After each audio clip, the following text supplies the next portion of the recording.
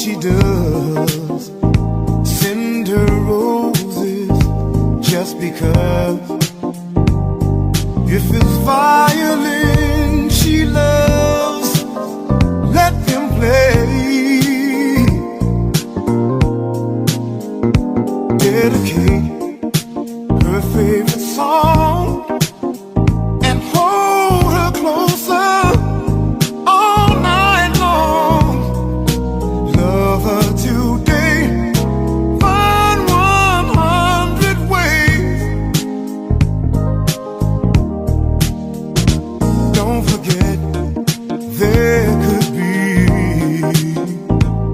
an old lover in a memory. If you need her so much more, why don't you say?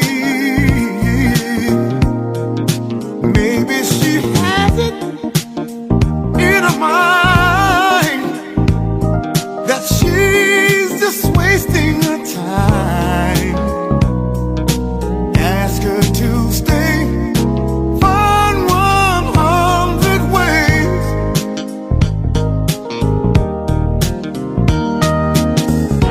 Being cool won't help you keep a love warm. You just blow your only chance. Take the time to open up your heart. That's the secret of romance.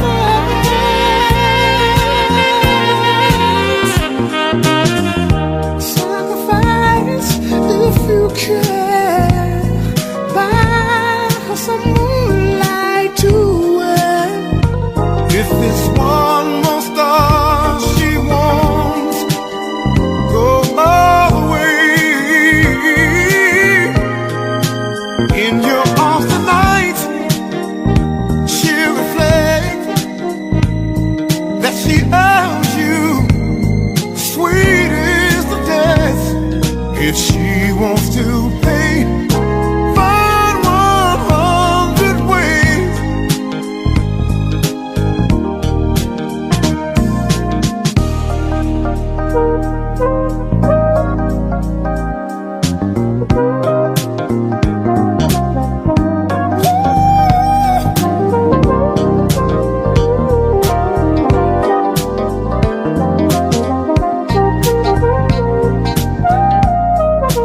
In your arms tonight, she'll reflect that she owes you.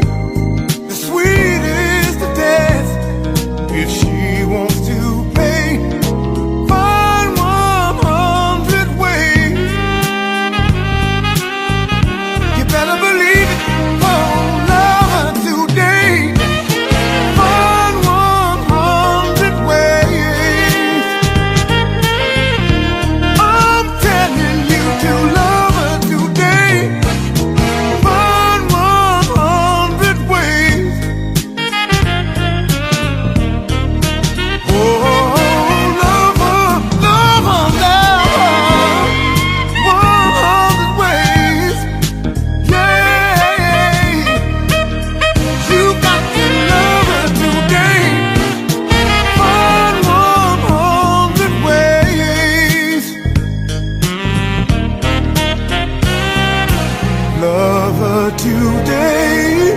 Won't you find 100 ways? Yeah.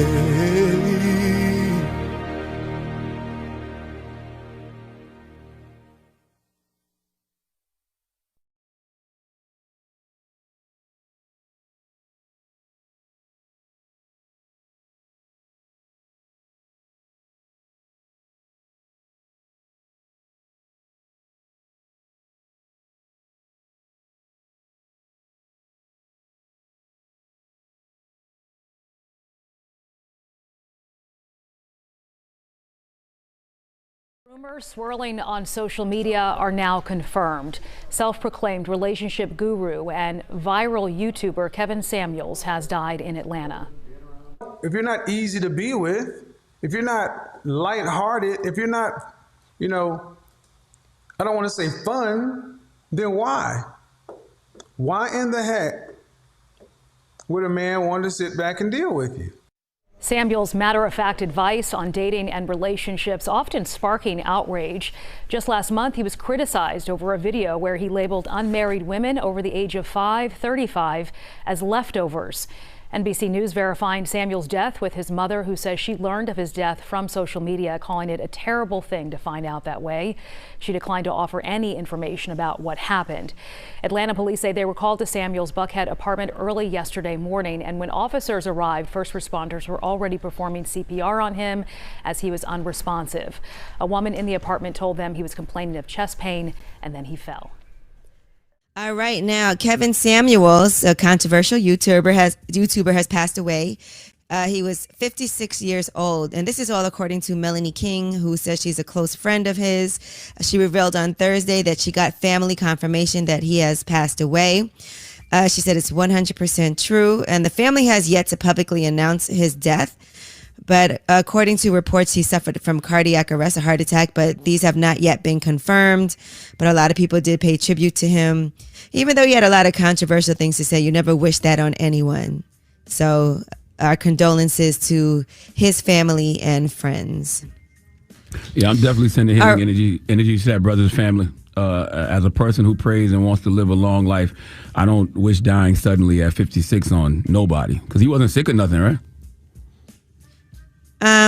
I don't know what his health status was prior to that. So according to NBC News, they're confirming that Kevin Samuels, YouTuber with 1.4 million subscribers, has passed, and his mother has confirmed. Samuels' views on dating and relationships, which many people on social media felt were an attack on black women, often sparked outrage. Kevin Samuels, a YouTuber who became known for his controversial relationship advice, has died, his mother confirmed to NBC News. Rumors of his death first circulated on social media Thursday night. His mother, Beverly Samuel Birch, declined to release details about what happened. She said she learned of her son's death from social media. That was a terrible thing for social media to put out. I didn't even know. I hadn't even been notified, she said in a phone call. All I'm doing is requesting that people pray for us. The Atlanta Police Department said officers were called to an apartment on East Paces Ferry Road on Thursday morning regarding a person injured. By the time police arrived, first responders were performing CPR on an unresponsive man, later identified as Samuels. A woman in the apartment told officers that Samuels had complained about chest pains and that she attempted to help him, but he fell. The police report says the woman called 911. Samuels was taken to Piedmont Hospital, police said. When contacted Friday, the Fulton County Medical Examiner's Office said it could not confirm or deny any information. Samuels, who describes himself as an image consultant, shared YouTube videos to his more than 1.4 million subscribers discussing topics that include dating and relationships. His views, which many people felt were an attack on black women, often sparked outrage. Last month, he was slammed over a video where he labeled women who were over 35 and unmarried as leftovers. So yeah, NBC pretty much said what I said, verbatim. We are sorry that his mom heard on social media, but someone's going to put the story out, so might as well be me. If you have made it over 35 and you are unmarried, you are a leftover woman, he said in a video. You are what's left. Men know that there is something likely wrong with you. He also stirred up controversy over videos where he rated women's appearance based on their looks and dress size. Many said his advice was toxic and misogynistic. Following news of his death, many social media users were quick to point out his contentious views. Kevin Samuels has made a career off of shaming, disgracing black women for profit. He emboldened the most toxic individuals to project tired and harmful narratives about black women. Journalist Ernest Owens wrote, "Dead or alive, what a disgraceful life to live, and that's all I've got for this misogynist." Did Kevin Samuels die from? Being 56 and unmarried, musician Gene Dew tweeted. Some included YouTuber Adam22 defended Samuels. Kevin Samuels was a good dude who gave a lot of solid advice. He got smeared for having a backbone and an opinion. He did back down to the mob. Rest in peace, he wrote. Now, that's what NBC had to say. A lot of people are saying that Kevin Samuels was telling women they were going to die alone with their dog once they got older, and people said that they didn't like how Kevin Samuels was telling SA victims to not tell their mother because Kevin Samuels said that the father was always right. There's just a lot of stuff that he's said that was controversial in the past, but people are divided. It's almost like divided down the middle, where the men are mourning him and the black women are, there's some that are rejoicing, there's some that just don't care, and there's some that are like surprised. I pretty much predicted that this would happen yesterday morning, pretty much almost 24 hours ago. But yeah, what do you guys think about Kevin Samuels' death being confirmed by NBC News? TMZ still hasn't reported. You guys were saying that you wouldn't believe it until TMZ. What about NBC News? I guess TMZ, he really wasn't in their radar like that. Controversial YouTube star Kevin Samuels has died from an apparent heart attack, according to a friend we talked to tonight. We broke the news to you here on The Factor last night. Samuels is best known for dishing out some very controversial relationship advice, but coming down extremely hard, some say, on black women specifically. Take a listen. You're running back size. Okay. You can hit the A gap like a. Yeah. All right. I accept. So don't that. come in here talk about what men should not be able to do when they got to accept somebody who can run out the power I. How tall are you? 5'4". Dress size? 6. That's your picture? That is my picture. How recent is it? That's a 10-year-old picture. But I still look like that. Beautiful women don't have 10-year-old pictures, man. Now, tonight, a Houston attorney and mentee and good friend of Samuels is on The Factor. That attorney, as of this evening, has been appointed the family spokesperson. But we talked to him before that development. Dennis Sperling talks about Samuels' impact nationwide. I got to know Kevin because I have a podcast, Dennis Sperling on YouTube, and having become very, effective at what I do. He popped up on a mutual friend's podcast and we began to talk. He then invited me to his Facebook room where it's called The Mix, and it's where you get couples together and that's actually how I met my fiance, ironically, but that's how I met him. And he and I just kept in contact over the past 2.5 years, and we'd start working together. But his main thing was getting couples together, getting people married again, telling women, hey, you know what? This society that we live in has caused you ladies to become narcissists and to overvalue yourselves. You got 3 kids by 3 different men. You're 150 pounds overweight. You're not going to marry a millionaire.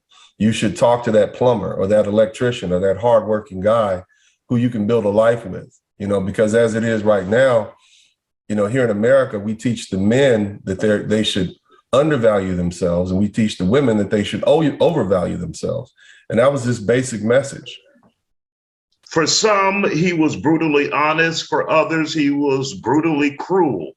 Where would you stand in describing your friend? And I'd say that because you actually had a relationship with him. You knew him, and it led to your fiance. So how would you describe what your friend did? Well, for those people who think he was cruel, people who've been lied to their whole lives, they see the truth as cruelty. Kevin Samuels was accurate. He backed his statements up with facts from the CDC reports. In the Black community alone, 80% of the women have children out of wedlock. And that's being sired by 20% of the men. 51% of Black men don't have children. 31% of Black men are married and live with their wives. So that means there's about 18% of men, give or take, who's siring children with these women. And so he pointed that out. He said that's why Black men aren't getting married. But see, the thing about Kevin Samuels that you all don't know is that his vision, his legacy was going to expand past YouTube. He had visions of starting a mega sort of entertainment advertising where we would talk about men's clothing, fitness, suits, cologne, those colognes and things that he would advertise. Mm-hmm. He was doing that because he was getting paid for it. He was a brilliant businessman.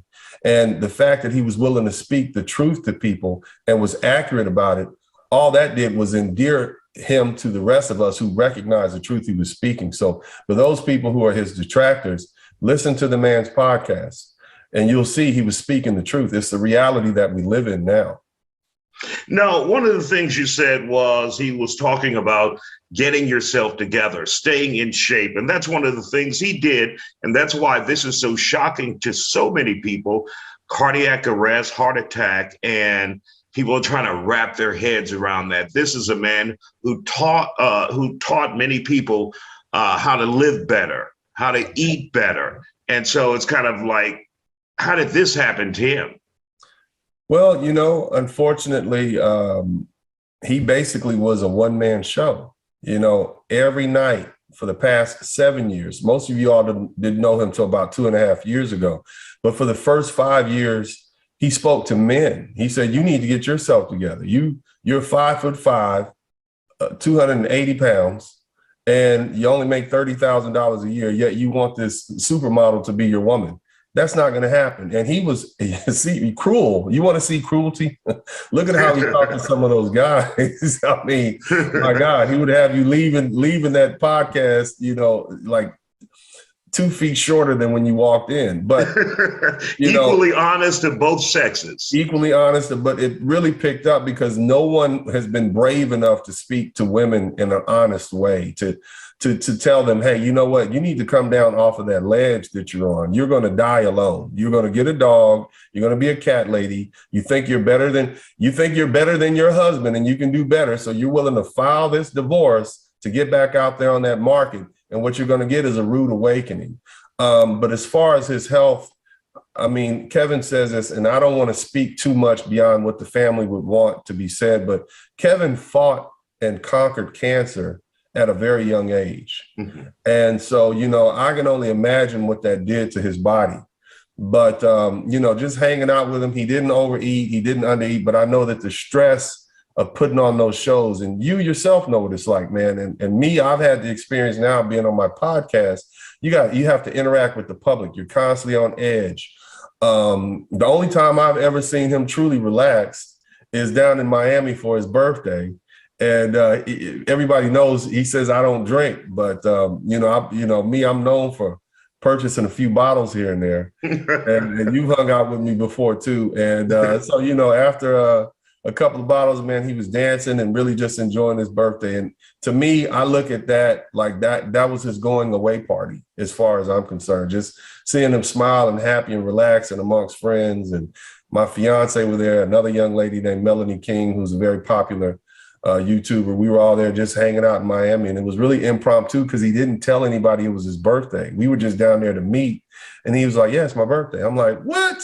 I'm like, "It's time to turn up, man." There you go. There you go. So as we wrap up, Dennis, what did he mean to you? Well, man, we haven't had a voice of truth here in the United States in many years. Our preachers stopped speaking the truth. Our screenwriters and actors stopped speaking the truth to us. Our politicians stopped speaking the truth. We have a lot of panderers out there. And what Americans need, what the world needs, is truth speakers, because here's the thing. A lot of us have been misled. He was clearly a mentor to some. He was a father to others. They referred to him as the Godfather. He was that middle-aged 50-year-old man that many of these young folks didn't have, who would be honest with them. He wasn't a man who was afraid to speak the truth. A well-studied, brilliant Black man. The way he dressed, the way he carried himself with dignity. What you weren't going to do is cut him off on his podcast and interrupt him and treat him like he was a child. He commanded respect. But then when you would meet him in public, man, he didn't hide. He spoke to the people. He was more gracious than any of the actors or entertainers I've ever seen. They could learn a lesson from him. He never had security around him, no bodyguards. We're in Miami, dudes are running up on him. One guy, most people had positive things to say. Somebody else was like, "You're gonna get yours." He just graciously smiled at him and kept it moving. In New York, as crowded and rowdy as New York can be, no bodyguards. I mean, he was a man of the people. And if you ever really had a chance to be around him and sit and listen to him, you'd see how brilliant he was. But to me, he was a mentor. He was, and at my age, it's like, I'm too old for mentors, but he was truly a mentor, a big brother, and I appreciate his legacy. And I hope that those men who are in the manosphere, which he has taken mainstream now, like the things we talk about that used to be part of the dark corners of the internet that everybody thought was crazy. They called them incels and these. Now it's major talking points. You have Hollywood being affected by it. So he meant a lot to him. He was and I describe it like this, he was the aircraft carrier that was out front leading and surrounded by a battalion of ships of truth speakers. And so that's what he meant to me. He was a forerunner he was a harbinger to what I think America needs to get back to our traditional values: family, raising children, being good citizens, being good Christians, because he taught Bible study, if you didn't know. And I think, and I appreciate him. And that's what he meant to me, brother. All right. Attorney Dennis Sperling, we appreciate you sharing this information about your friend, Kevin Samuels. Thank you, sir, for joining us here on The Factor Uncensored tonight. Thank you so much. I appreciate it, Isaiah. All right, so we got some new details and revelations on this matter on the Kevin Samuels investigation. This is the actual police report from Fulton County, which is Atlanta Police Department right here. And then the police department, the report, it says in the narrative, Officer J. Figueroa, unit number 2205, responded to a call at 297 East Paces Ferry, Northeast apartment number regarding a person injured. Upon arrival, Officer J. Figueroa observed the fire department engine number 21 performing CPR to a black male unresponsive on the floor of his apartment. I then met Miss Hortensia Alcantara, who identified the male as Mr. Kevin Samuels. Alcantara stated that she met Mr. Samuels that night, came to his apartment, spent the night with him. Miss Alcantara also said that early in the morning, Mr. Kevin Samuels complained about chest pain, and she attempted to help him, but he fell on top of her, proceeded to call 911. Miss Alcantara also said she requested the 911 operator to contact the front desk for a defibrillator to keep Mr. Samuels responsive until Grady arrived because she is a nurse. Grady bus number 741. Mr. Samuels was later transported to Piedmont Hospital by Grady bus number 741. I assume that means the ambulance. So this lady who was with him was a nurse. This is the picture of her here. Hortensia Alcantara is her name. Her name is in the police report, and all the speculations that we were talking about yesterday on the live stream prove or are adding up to be, seems like a serious heart attack. He had a cardiac arrest, heart attack type of incident. We don't know what it's exactly contributed to. We know that he liked to drink Red Bulls, and the stimulants and the caffeine inside of Red Bulls has been medically linked to having adverse cardiorhythmic patterns, right? We've seen that. You can Google it for yourself. There's no secret that energy drinks aren't the best for you. I also saw an article that mentioned something about having some kind of other interactions that might be happening as well on the side of alcohol. I'm not going to mention that right now, but I did see some articles that were mentioning a few other substances or materials that might have been at play in this situation here. So once again, rest in peace to Kevin Samuels. I do want to say something, and let's try and once again people to keep it respectful if we can. This is still a human being that had a mother, and even though we don't necessarily alike some of the things he said, or we're not alike, or we can agree to disagree in a lot of ways, that mother, that sister, that daughter of his is probably going through it right now, and so we need to keep them in our thoughts and recognize that they have their own lives and their own struggles and differences as well. And as passionately as we all feel about this online gender war that we have so found ourselves in, we have to remember that offline that these are real people as well. Okay.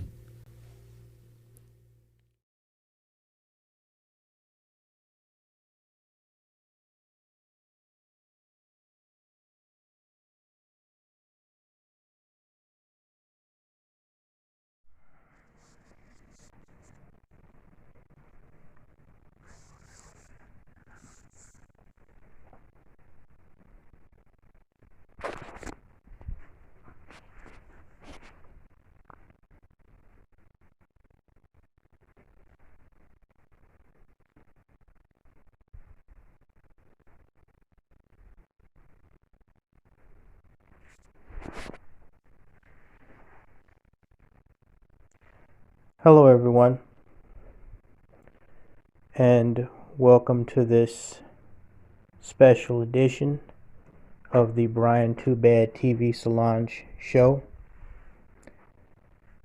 For those of you who are new, if you didn't already know, I recently, as I've told my regular supporters and those who have been following and watching and listening to me over the years, I have cut back significantly on both major and minor video production due to increases in my work and other personal obligations.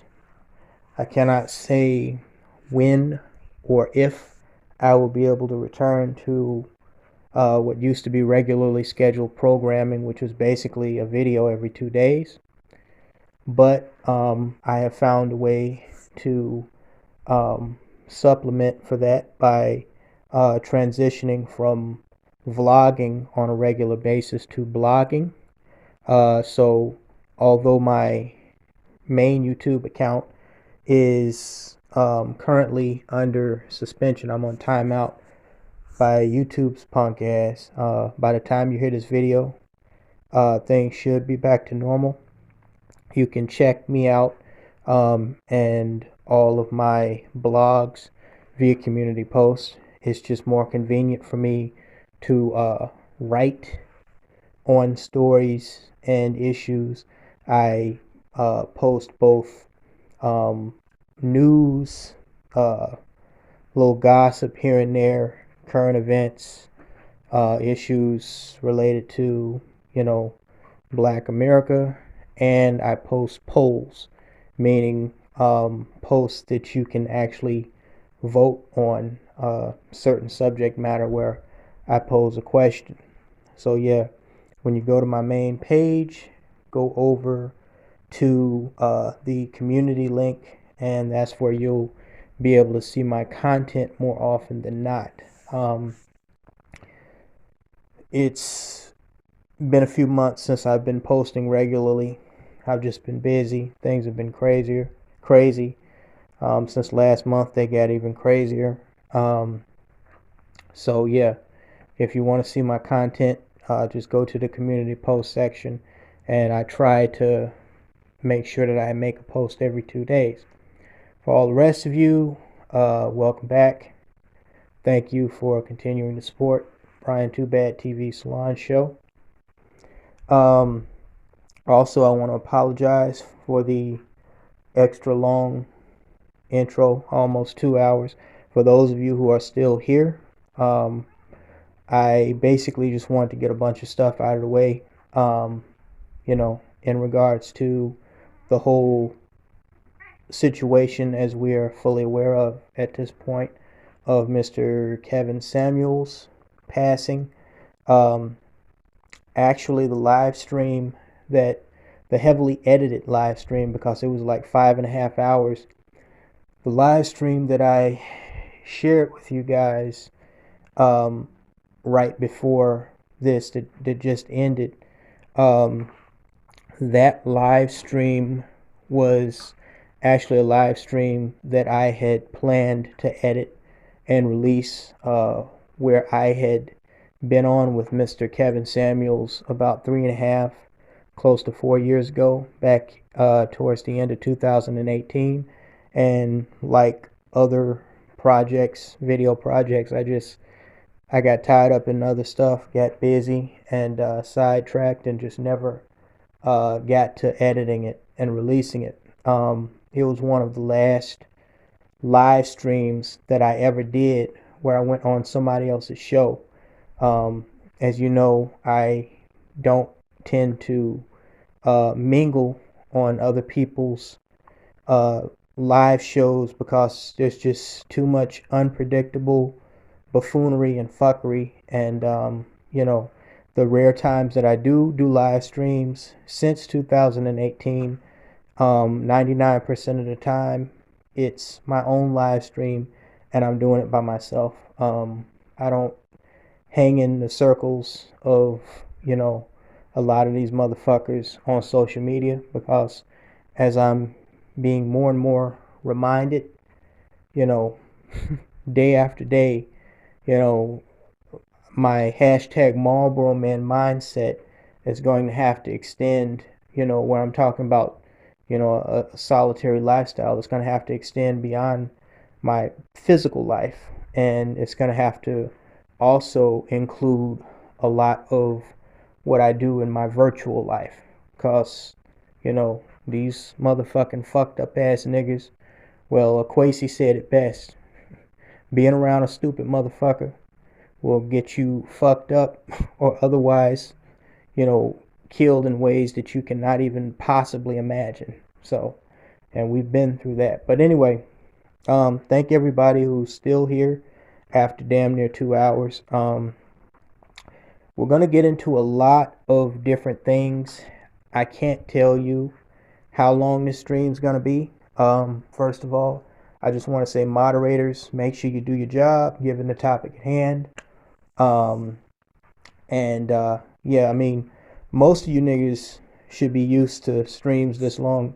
Well, it's a premiere, it's not a stream, but because it's not live, it's a premiere, but it's similar. But given the topic at hand, and the, you know, the heavily edited live stream where I was on with Kevin Samuels, before, you know, he really blew up 4 years ago.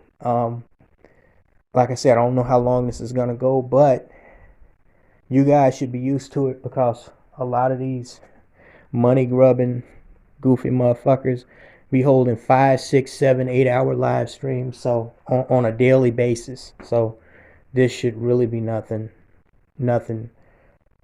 special for any of you guys. But anyway, so yeah, Mr. Kevin Samuels is dead, as most people know by now. That's been the news for a few days now. Before we get to that, I do just want to touch on one thing. I know I said I would elaborate on this. Not going to speak on it too much, but I just want to, in general, address some of the lies and other bullshit that's been put out there about myself and FS Avenger after the incident that occurred last month. Number one, nothing has happened to me in any way, shape, or form. Number two, I am in full control of FS Avenger, and I am free to do with it as I so please. Okay? Right now, I am choosing to keep it down, because a week before what happened last month, as many of you know, I had already been in talks with a local tech about what I've been telling you guys since the summer of 2021, migrating data off of that website to remove the need for a third-party server onto my own personal office server, to, you know, cut back on the expenses needed to run the site. I had been planning, even before the incident that happened last month, to run the site myself. I've been planning that, again, since last summer. Okay, just suffered some financial setbacks. I was just in the process of getting on track to at least remove the data off the site onto a separate storage device when, you know, the incident that happened. Okay, not gonna speak on it too much except what I just said. And as far as all these fucking idiots talking all this stupid shit that they're talking on the internet, you know, once again, it just it just proves why niggas can't get anywhere past, you know, where they are right now, which is basically the toilet bowl, because they have goldfish in the jar mentality. And, you know, every chance they get to try to bring somebody down, trying to do something, particularly for their stupid asses, you know, I mean, that's the story of niggerdom in Black America. But I'm really not going to touch on that too much. I may get to it a little later, but for right now, that's all I'm going to say about that. Oh, one other thing, I'm going to say this. Figuratively speaking, Um, I can't say when FS Avenger is coming back, but when it does come back, been speaking with some brothers about this. I may choose to make it my own personal website. Now listen. I don't want to take away from any of those of you who faithfully support it through donations and promoting the website over the years. I don't want to make it seem like I'm taking away from any of the support and loyalty that you guys gave. I thank all of you from the bottom of my heart. It's been much appreciated. Without you, FS Avenger could not have come as far as it did. However, figuratively speaking, I've spoken to you guys about the MalboroMan lifestyle that I live, okay? Which is basically, like Mr. David Carroll, the late great David Carroll, a solitary, very isolated lifestyle, okay? I don't bother nobody. Nobody bothers me. I'm off in the cut doing my business, alternative living, okay? I'm very busy most days and most nights, okay? And I literally do not have time for bullshit, which is why I don't pay attention. You know, people sending me links to what all these shitheads and dumbass bitches are saying about me on the internet. I haven't even fully watched, a single video of any of their bullshit because I don't give a fuck. And even if I did, I wouldn't have time, okay? However, figuratively speaking, like I said, I'm not going to speak on anything specific, but figuratively speaking, okay? Let's just put it like this. Reason why I'm thinking about taking FS Avenger off of being a public video sharing platform and just making it my own personal website, like Tommy Sotomayor, he has his own personal website where I'm only posting my content, is because I'm the only person that I know at this point that I can 100% trust. Okay? Figuratively speaking, I don't need, because I don't have any kids, okay? And I told you guys before, because remember, there were problems with this site well before the incident that happened. The spamming, the Russian hacking, the expenses, the lack in funding through donor support, traffic was falling off. It was a whole host of things. The site was dying anyway, okay? But let me put it like this. I don't have no kids, okay? And I certainly don't have children that are twice my age. Now, I understand, given the topic that we're going to be talking about tonight, the death of Kevin Samuels, a lot of black men, like black women, are not only looking for a savior, they're looking for that father or that motherly figure that they never had, okay? I'm sorry, and I'm being as politically correct as I can. I'm sorry, I can't be your parent, okay? I'm not here to raise grown people. If you are a nigga that walks through certain doors, you are walking through those doors alone, okay? People sending me stupid ass emails, asking me stupid ass questions. Understand this. If you cross certain lines, you are crossing those lines by your fucking self, okay? Period. End of story. I don't have time, figuratively speaking, for parent-teacher conferences of people who are supposed to be grown doing dumb shit. Okay? Especially not parent-teacher conferences at the level. Like I said, I ain't got no kids, online or off. And I sure in the fuck don't have kids that are older than me. You feel me? So when other people's actions and stupidity start affecting me, then I have to reevaluate. Is it really worth doing anything, including having a website where I allow public access to that website? Okay? So we're going to see what happens with that. But for right now, FS Avenger is definitely coming back. But I cannot say, if I allow access to it, from other than just myself, it's gonna be very carefully hand-picked, selected niggas. Okay, and that's like I say, I'm feeling myself going in. That's all I'm gonna say about that. I done said that about a half a dozen times. So anyway, that's done. Okay, so that's out the way. Now, on to this issue of Kevin Samuels. Oh, no. That'll take care of itself. Never mind. On to this issue of this guy Kevin Samuels.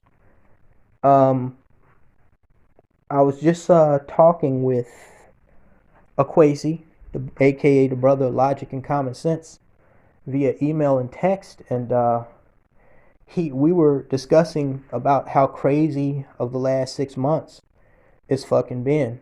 I mean, what can you say? David Carroll passed away unexpectedly. He disappeared in late November of last year. His passing, although there's no official date of death by the family, it appears he died of natural causes sometime on or around December 14th, 2021.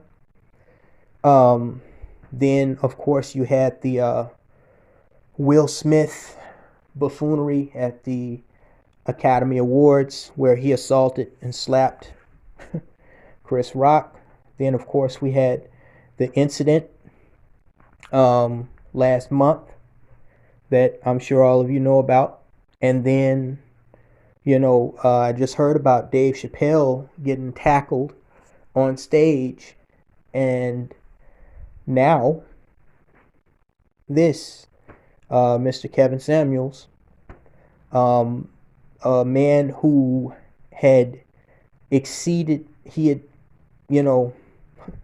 made it beyond even the success of Tommy Sotomayor, to the point where he was becoming a household name in the black sector of social media and really in black America. Now, many of you are well aware that I was absolutely no fan of Kevin Samuels. I did not like the guy. I did not like or agree with what he stood for. Okay? And we're going to go into all of that tonight. I'm going to break that down detail by detail. We're going to go over what is known right now about how he died, where he died, who he died with, yada, yada, yada. We're going to get into all of that. Okay? But I do want to say this, starting off, that no matter what I thought about Kevin Samuels, and I went in on this Negro, I went in hard in the paint on multiple occasions. Okay? I went in on this guy. But no matter what I thought about this guy, I would not wish what happened to this poor man on anybody except my worst enemies. Okay? I ain't gonna say that I never ever wished death on anybody, but I wouldn't wish what happened to him on anybody unless they were my worst enemy. And worst enemy that's a pretty narrow strip. Okay? For this man to be at the height of his success, so to speak, and to be, I don't want to say he was in the prime of life, because it appears he was in his mid to late 50s. By the way, anybody in the chat room, somebody please post a link, because between these gossip sites and these news media sites, I can't get straight what Mr. Samuel's age actually was. I mean, I'm hearing everything from 52 years old to 57 years old. The most popular rumors are that he was either 56 or 57 years old. Somebody please give me something to confirm and verify how old this guy was. I looked up. Surprisingly, he did not have a Wikipedia page. And it's just, I don't think nobody yet, somebody should, because the medical examiner's office report should be becoming public soon enough. I don't know if that's public record in Georgia, but I assume it is. Somebody please get their hands on verifiable information about how old this man was. Okay, but I mean, David Carroll, by all accounts, was 56 years old, and it appears that Kevin Samuels was around the same age. And even though I didn't agree with the guy, even though I really didn't like him, not because of him, just because I didn't like, the things he stood for, his talking points. I had discussed with you guys last year. I did a story on this beautiful young black chick by the name of Aisha Faines. She was a feminist. She was a swirler. I disagreed with like 95% of the shit she said. She was one of these, wannabe leveling up, hypergamous, free-spirited females that,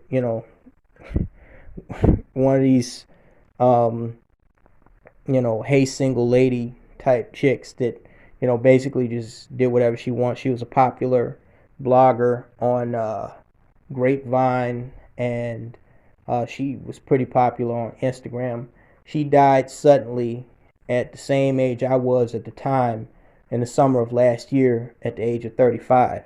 And in that video, if you watched it, even though I didn't agree with her, really didn't like what she stood for, I said that because she never, seemed to viciously attack black men, and she seemed to, kind of keep it classy, even though she co-signed with a lot of ratchet bullshit, I was going to maintain my composure and address her life and death in a respectful manner, because she was respectful. Okay. And I remember when David Carroll died, Akwesi was making reference to a certain female on here who, has made it clear that she sees black men as her enemy. She kept it very classy when addressing David Carroll's death, and it appears she has done the same thing with Kevin Samuels. Now, there were a lot of people, Kevin Samuels, like myself, like David Carroll, he was one of those love or hate type of dudes, you either liked him and supported him, or you disliked him and didn't want to have anything to do with him. But I will say this, okay? It seriously disturbs me that Mr. Kevin Samuels has passed on, especially in the manner in which it is being described that he passed on. Okay, it's not like he was, walking across the street and got hit by a dump truck. It's not like he was driving in his Maserati and got T-boned at an intersection. It's not like, he was coming out of a casino and got struck by a stray bullet from, some thugs shooting at each other. This man was 57 years old. At the height of his success and his fame, so it seemed. And his life was cut short by all reports that I'm hearing, by a serious, severe heart attack. He went into cardiac arrest. He was at his apartment, allegedly, with a Hispanic female who, social media is calling a nurse, but she looks more like Insta Thought, and I'm gonna get into all of that a little later on. But yeah, they said that he was with her. We don't know what state he was, what state he was with her doing, but something tells me that they weren't dating. They're probably doing what grown folks do. They was probably fucking. um, I'd imagine that he probably didn't know her that long or that well. This wasn't a friend of his. They were doing what they did, and at some point, he started complaining of chest pains. I don't know if this was before or after they did what they did. And then she claims, according to reports, that she tried to help him up as he was complaining of chest pains, and then he just collapsed. He just fell over, and she called 911. Paramedics and fire department, Atlanta paramedics and fire department came. Police came. They started administering CPR. She claimed to ask for a defibrillator, which doesn't make sense. Why would you ask for a defibrillator from the paramedics that are going to use it on him anyway? But anyway, they tried to resuscitate him, but he was gone. He was gone. And, they took him to the hospital after failing to revive him on the scene, and he was pronounced dead. I don't know if it was dead on arrival or he was pronounced dead at the hospital after they tried to continue to work on him. Now, oh man. I thought about writing down bullet points for what I wanted to say tonight because, as you can imagine, as David Carroll would say, there's a lot in this. Okay? There are a lot of lessons to be learned here. There are a lot of things that have to be analyzed here. But I think it's important to begin with the very obvious. Now, of all the reports that I've heard about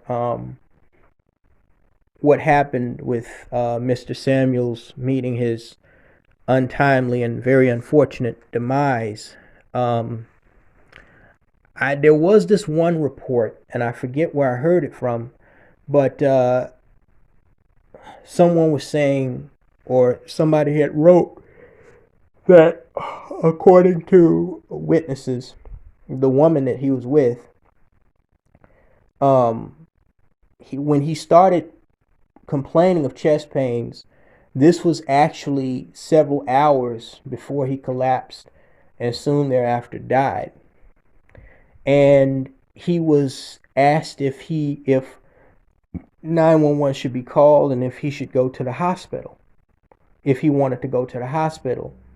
And he declined several times, saying that he did not want to go to the hospital. Now, we don't know. None of us know, a 57-year-old man, not obese, gray hair, appeared to somewhat be in shape. He was kind of a slender dude like myself. I don't know exactly how much he weighed, but it looked like he definitely weighed far less than 200 pounds. We don't know, just like with David Carroll, we don't know in what medical state he was in. I've heard that at the age of 21 years old, he survived cancer. I also heard that he had a thing for Red Bull energy drinks, and Red Bull is known to cause mid-range and, in rare cases, very serious cardiopathic issues with heart rhythm.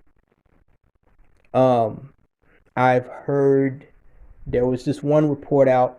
It might have been from the haters, but I don't know. It could be true because a lot of what people do behind closed doors, most of us don't know about, just like when Prince died, unless something happens to him in the middle of what they're doing, like Philip Seymour Hoffman, or like I said, Prince or Michael Jackson. A lot of people do drugs. There was a black actor, I forget his name. He died, I think, earlier this year.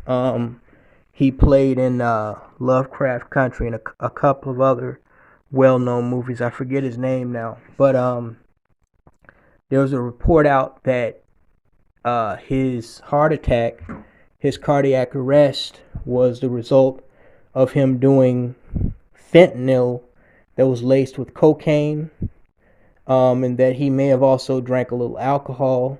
There was a report out that he met this Hispanic chick, this floozy, this bimbo, at a bar in downtown Atlanta, and picked her up, took her back to his place, and we can pretty much figure out what happened or what was supposed to happen that night at his place. People keep calling her a nurse, but these fucking doxer idiots have been looking up information and they can't find anything about her being a registered nurse. That doesn't mean that she isn't. That doesn't mean that she's not registered in another state. It just means she's not registered in the state of Georgia. My thought, you know what I think about these hoes anyway? I'm thinking that, she's probably what they used to call the local honey trap, just a hoe in a haystack, just one of them bimbos that sits around at bars and clubs and hotel lobbies or on cruise lines, looking for some dude with money to pick her up right quick so, she can do and get paid. But, I don't know. There's a lot of rumors floating around out there. So I looked at Kevin Samuels. I told y'all from the beginning, him in those pinstripe suits really didn't impress me for several reasons. One of the reasons I didn't bring it up until now, because I didn't really think it was relevant. I noticed that he looked not sickly, but he looked a little funny in the face to me, like maybe he was, I won't say malnourished. He just did not look healthy in the face to me. He never did. And that could just be his face, everybody's different, but he never looked physically as a healthy to me. He just never did. I know some people they just look funny, but those suits and those glasses he wore did not impress me. Also, like with the tragic death of Chadwick Boseman 2 years ago, nobody knew that Chadwick Boseman was battling stage 4 colon cancer until he finally died from it. That's the way the world found out about that. It's very possible that Kevin Samuels may have, all of that stuff I'm sure is going to come out, but it's possible that he may have been battling some illness secretly, like maybe a recurrence of cancer or heart disease, or the possibilities at his age and being a aging black male in America.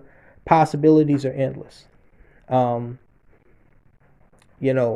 And also there's the issue of the mystery female that she's not mystery, everybody knows her name now. She's some Hispanic bimbo that I think was just a local honey trap. If you don't know what a honey trap is, look it up. I don't feel like explaining it. But there's also the issue of her. What's her background? Who knows her? Who was she with last? Who does she work for? Is she really a nurse? Did she just so happen to be in the hotel? In the bar or whatever with this man, or was she placed there by someone? Okay, I know. Again, I'm not accusing this woman of anything. I don't know her. She might be a really nice lady. Maybe she really did try to help him, but I have been warning these Negroes, and ironically, irony of ironies, I believe it was Kevin Samuels' close friend Obsidian, who I used to run with but fell out with. He was talking about on the last live stream that I ever did with him. He was, I think it was him. He was the one it was either him or Kevin Samuels. They were talking about laying down with strange women. And what they meant was women who are strangers to you. And definitely doing that and not wrapping it up. No, I think it was Nagone. One of those guys who used to be on Obsidian's panel on a regular basis back in like 2018. I forget. It's been so long. But one of them were talking about laying down with stranger women. Bringing stranger women home. I think that was earlier this year or last year. There was a big to do about black men, these passport for pussy ass niggas, going down to Colombia and getting their dumbasses drugged and robbed by the Latina bitches down there.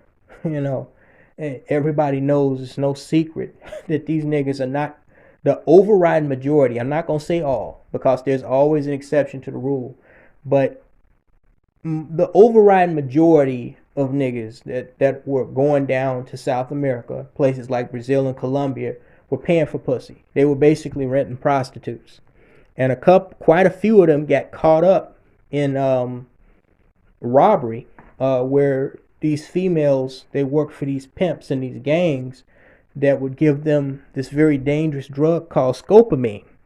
Okay, and what would happen was the female would lure the target, in this case a black male tourist, from a bar or a club. This dumb nigga think he going to get some pussy somewhere.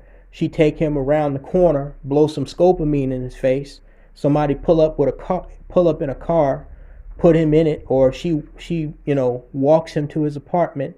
They take his keys, his wallet, let themselves in his place, or she's already in his place, and lets other people in while he's knocked the fuck out by this what they call it, devil's breath. And they just clean this motherfucker out. By the time he comes to, if he regains consciousness, all his shit is gone. This boy got took.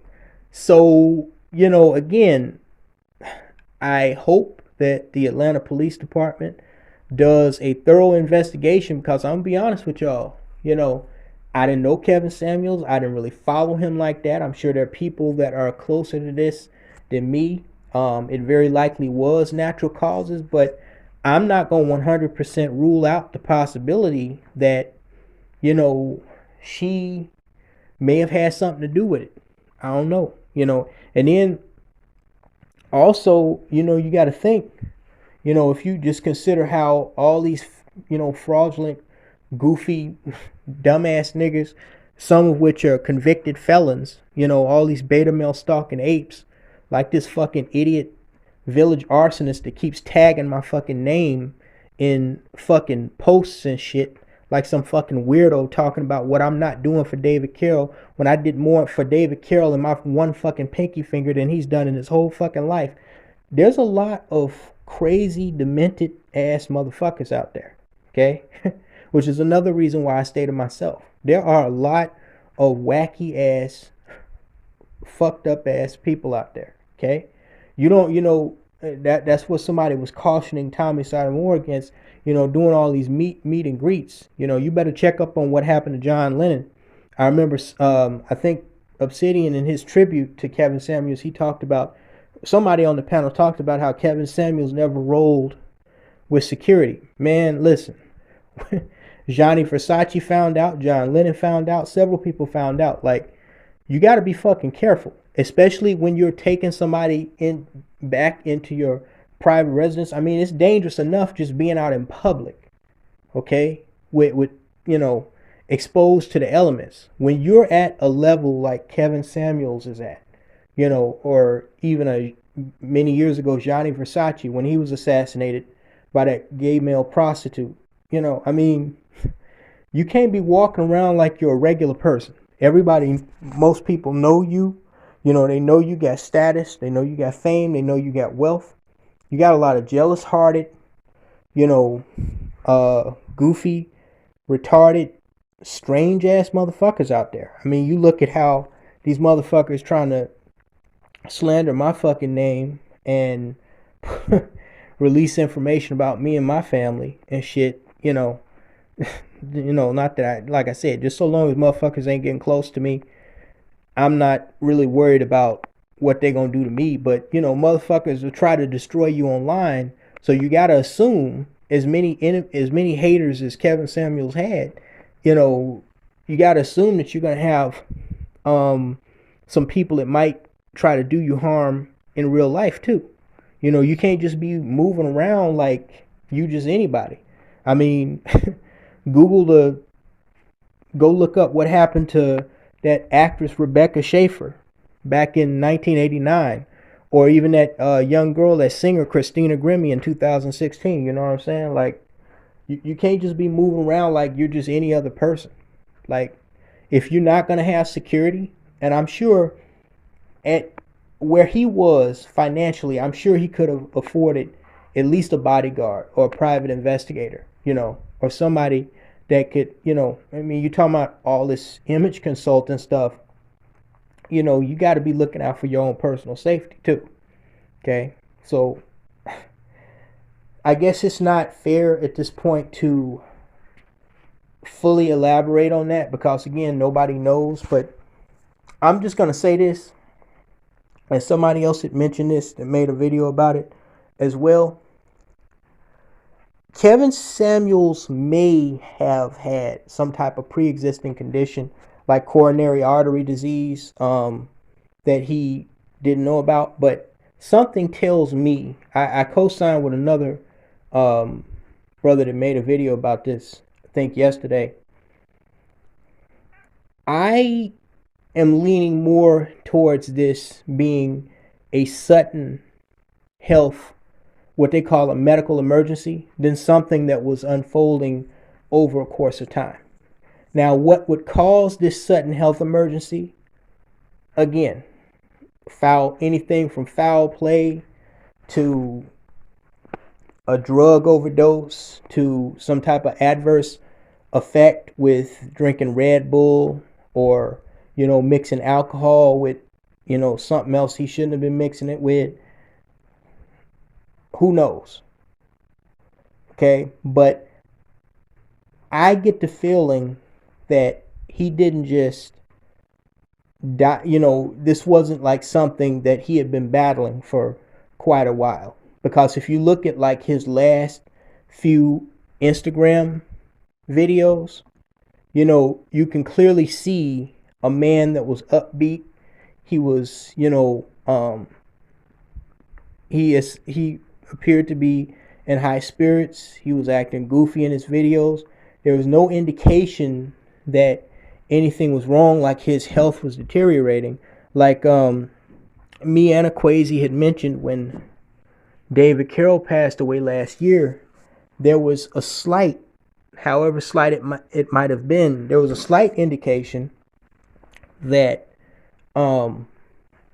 David Carroll was coming down with something. He even said so himself, you know, and you could hear him cough a little bit in the video. So when he disappeared after a few weeks, everybody kept coming back to that. Okay, well, you know, we heard him coughing a little bit. That wasn't the first time we had heard him coughing, but when he disappeared, everybody started worrying about that cough. And then later, come to find out, at least according to his family, he died of COVID complications, and he said himself that he had other health issues as well. But with Kevin Samuels, though, to me, again, I don't watch his content like I did David Carroll. I don't agree with the man, so I don't watch people that I disagree with. You know, I'm not like these monkeys like Struggle Dusty in Indianapolis that, you know, want to argue with people that you don't like or disagree with. I just move the fuck on. That's me. Okay, but from what I saw in his last activity on social media, I don't see it. I do not see where he looked like he was coming down with something, or like, something was wrong. And again, look, don't get me wrong. Some people like Miss USA, the bitch who jumped off the 19th floor of the Orion in downtown Manhattan, with her pretty self. I mean, there was no indication. Well, okay, she left kind of like an indirect suicide note. Okay, but that was minutes before she jumped. Before that, I mean, she appeared to be high as a kite on top of the world and shit, before she turned herself into red paste on the concrete below. I mean, so some people are really good at hiding stuff that's wrong in their life, but in most cases, especially if the person is frequent at doing certain things, somebody's gonna notice something's wrong, whether it's on the job, whether it's family, close friend. There were no indications that anything was necessarily wrong in Kevin Samuels' immediate life or in his immediate circle of presence. So who know, dead is dead. So I can't say I hope it was natural causes, but you gotta watch out, man. Especially if you're gonna be living that life, and we're gonna get to all the irony about him being caught dead with what appears to be a high-end prostitute. But we're gonna get to that, after talking about all of this, high value men, get married and all that stuff. We're gonna get into all that. But as far as his personal safety, his security, not taking that stuff seriously, it's just not something. I'm nowhere near on his level. I probably never will be on his level, because I can't feed these niggas. I can't spoon feed them what they want to hear. Okay, I'm gonna tell them what they need to know, whether they like it or not. Okay, people who don't like that can take a flying fuck for all I care. I'm not here to appease anybody, but I'll probably never be on his level. But I take personal security very, very seriously. Okay, I've discussed that with y'all on several occasions. Okay, but there is also the aspect of, what if it was natural causes? And I had discussed this with the brother through email. What was that? Like 2 days ago. I said, there's several ironies here with Kevin Samuels, being where he was, surpassing Tommy, as far as, YouTube fame in, this very small sector of black male social media, or black social media. Being where he was and calling himself an image consultant, and all of this, where he went from lighting strobe lights in, a little tiny apartment, or a little tiny room. I don't know how tiny the apartment was, but in a little small room, from going from that to, doing interviews with celebrities, and, the dating coach thing, and teaching people how to dress, and all of this stuff. And yet, who knows how close he was paying attention to his health. Okay. But the mere reality that there is a very credible report out there, as I told y'all earlier, that the woman that he was with said that he had been complaining of chest pains hours before what happened to him, and he refused to go to the hospital and get himself checked out. A hospital visit which may very well have spared his life. That tells me something about Kevin Samuels, unfortunately, if that is actually true. What it tells me is that, like a lot of black men, including black men in my very own family, he probably very likely did not take his personal health as seriously as he should have. That's not to say that he completely neglected his personal health. I mean, he wasn't overweight, okay? And he did survive cancer. But if you're having something as serious as chest pains, okay, and you don't have like an anxiety disorder like I do, where I frequently get chest pains and dry cough and all kinds of shit happens to me.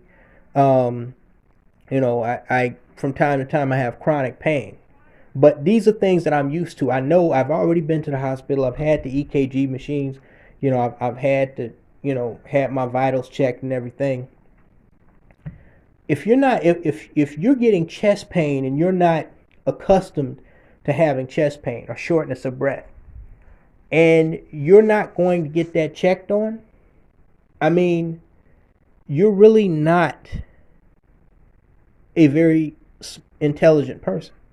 You're really not. Okay? In my personal opinion, you're just not. Okay? People that are normal and healthy and don't have, anxiety disorders or chronic pain, you're not going to, on a normal basis, get chest pain. Okay?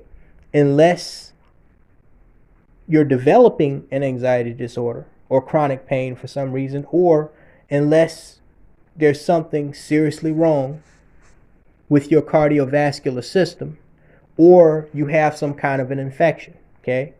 There's several things, including angina, coronary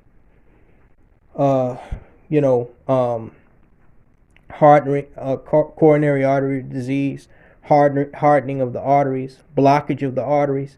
It may very well have been that this man had heart disease or heart failure and not even known it. I told you guys a couple of years ago that my aunt on my mother's side, she died of heart failure back in 2020. And the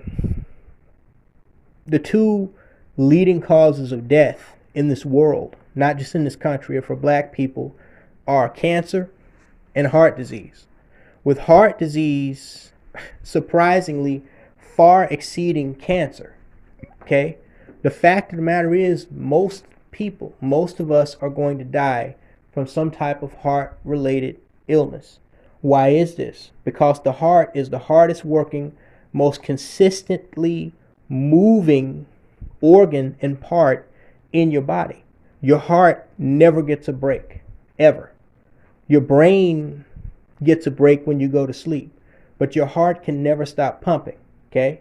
So because of that fact, there's so many things that can go wrong under so many different circumstances, in so many different situations that, if you start feeling funny, okay, like dizziness, sensitivity to light, shortness of breath, pain in the chest, and you're not going to go get that checked out right away, plus you're not a young person, you're not a spring chicken, you're 56, you're 57 years old, and you're not going to get that shit checked out. I mean, I'm not going to say you deserve what happens to you, but that's just stupid. That's just plain fucking stupid. Okay, I can't even describe, almost all of them were false alarms, but I can't even describe the amount of times that I've been to the emergency room over the years. Okay, I'm like a white person when it comes to that shit. If I feel anything that's off, and it feels like it's really off, I may not go to the emergency room, but I'm going to get that shit checked out ASAP. If it doesn't go away, if it's something that goes away, like there's certain things, because I have certain issues. There's certain things I'm used to by now, I'm a veteran of.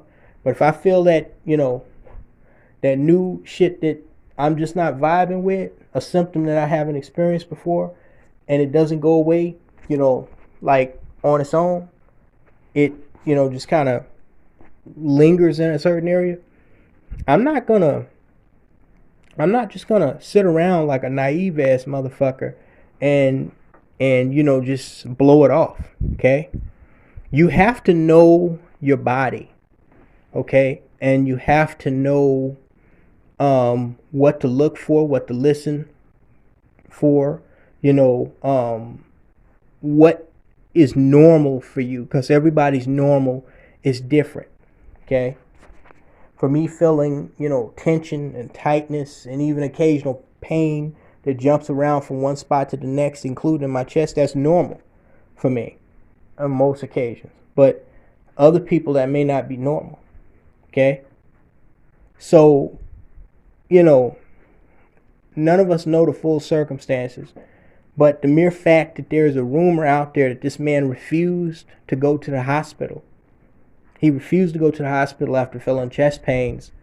That unfortunately lets me know that he was part of that sad segment of black men who do not take their health seriously.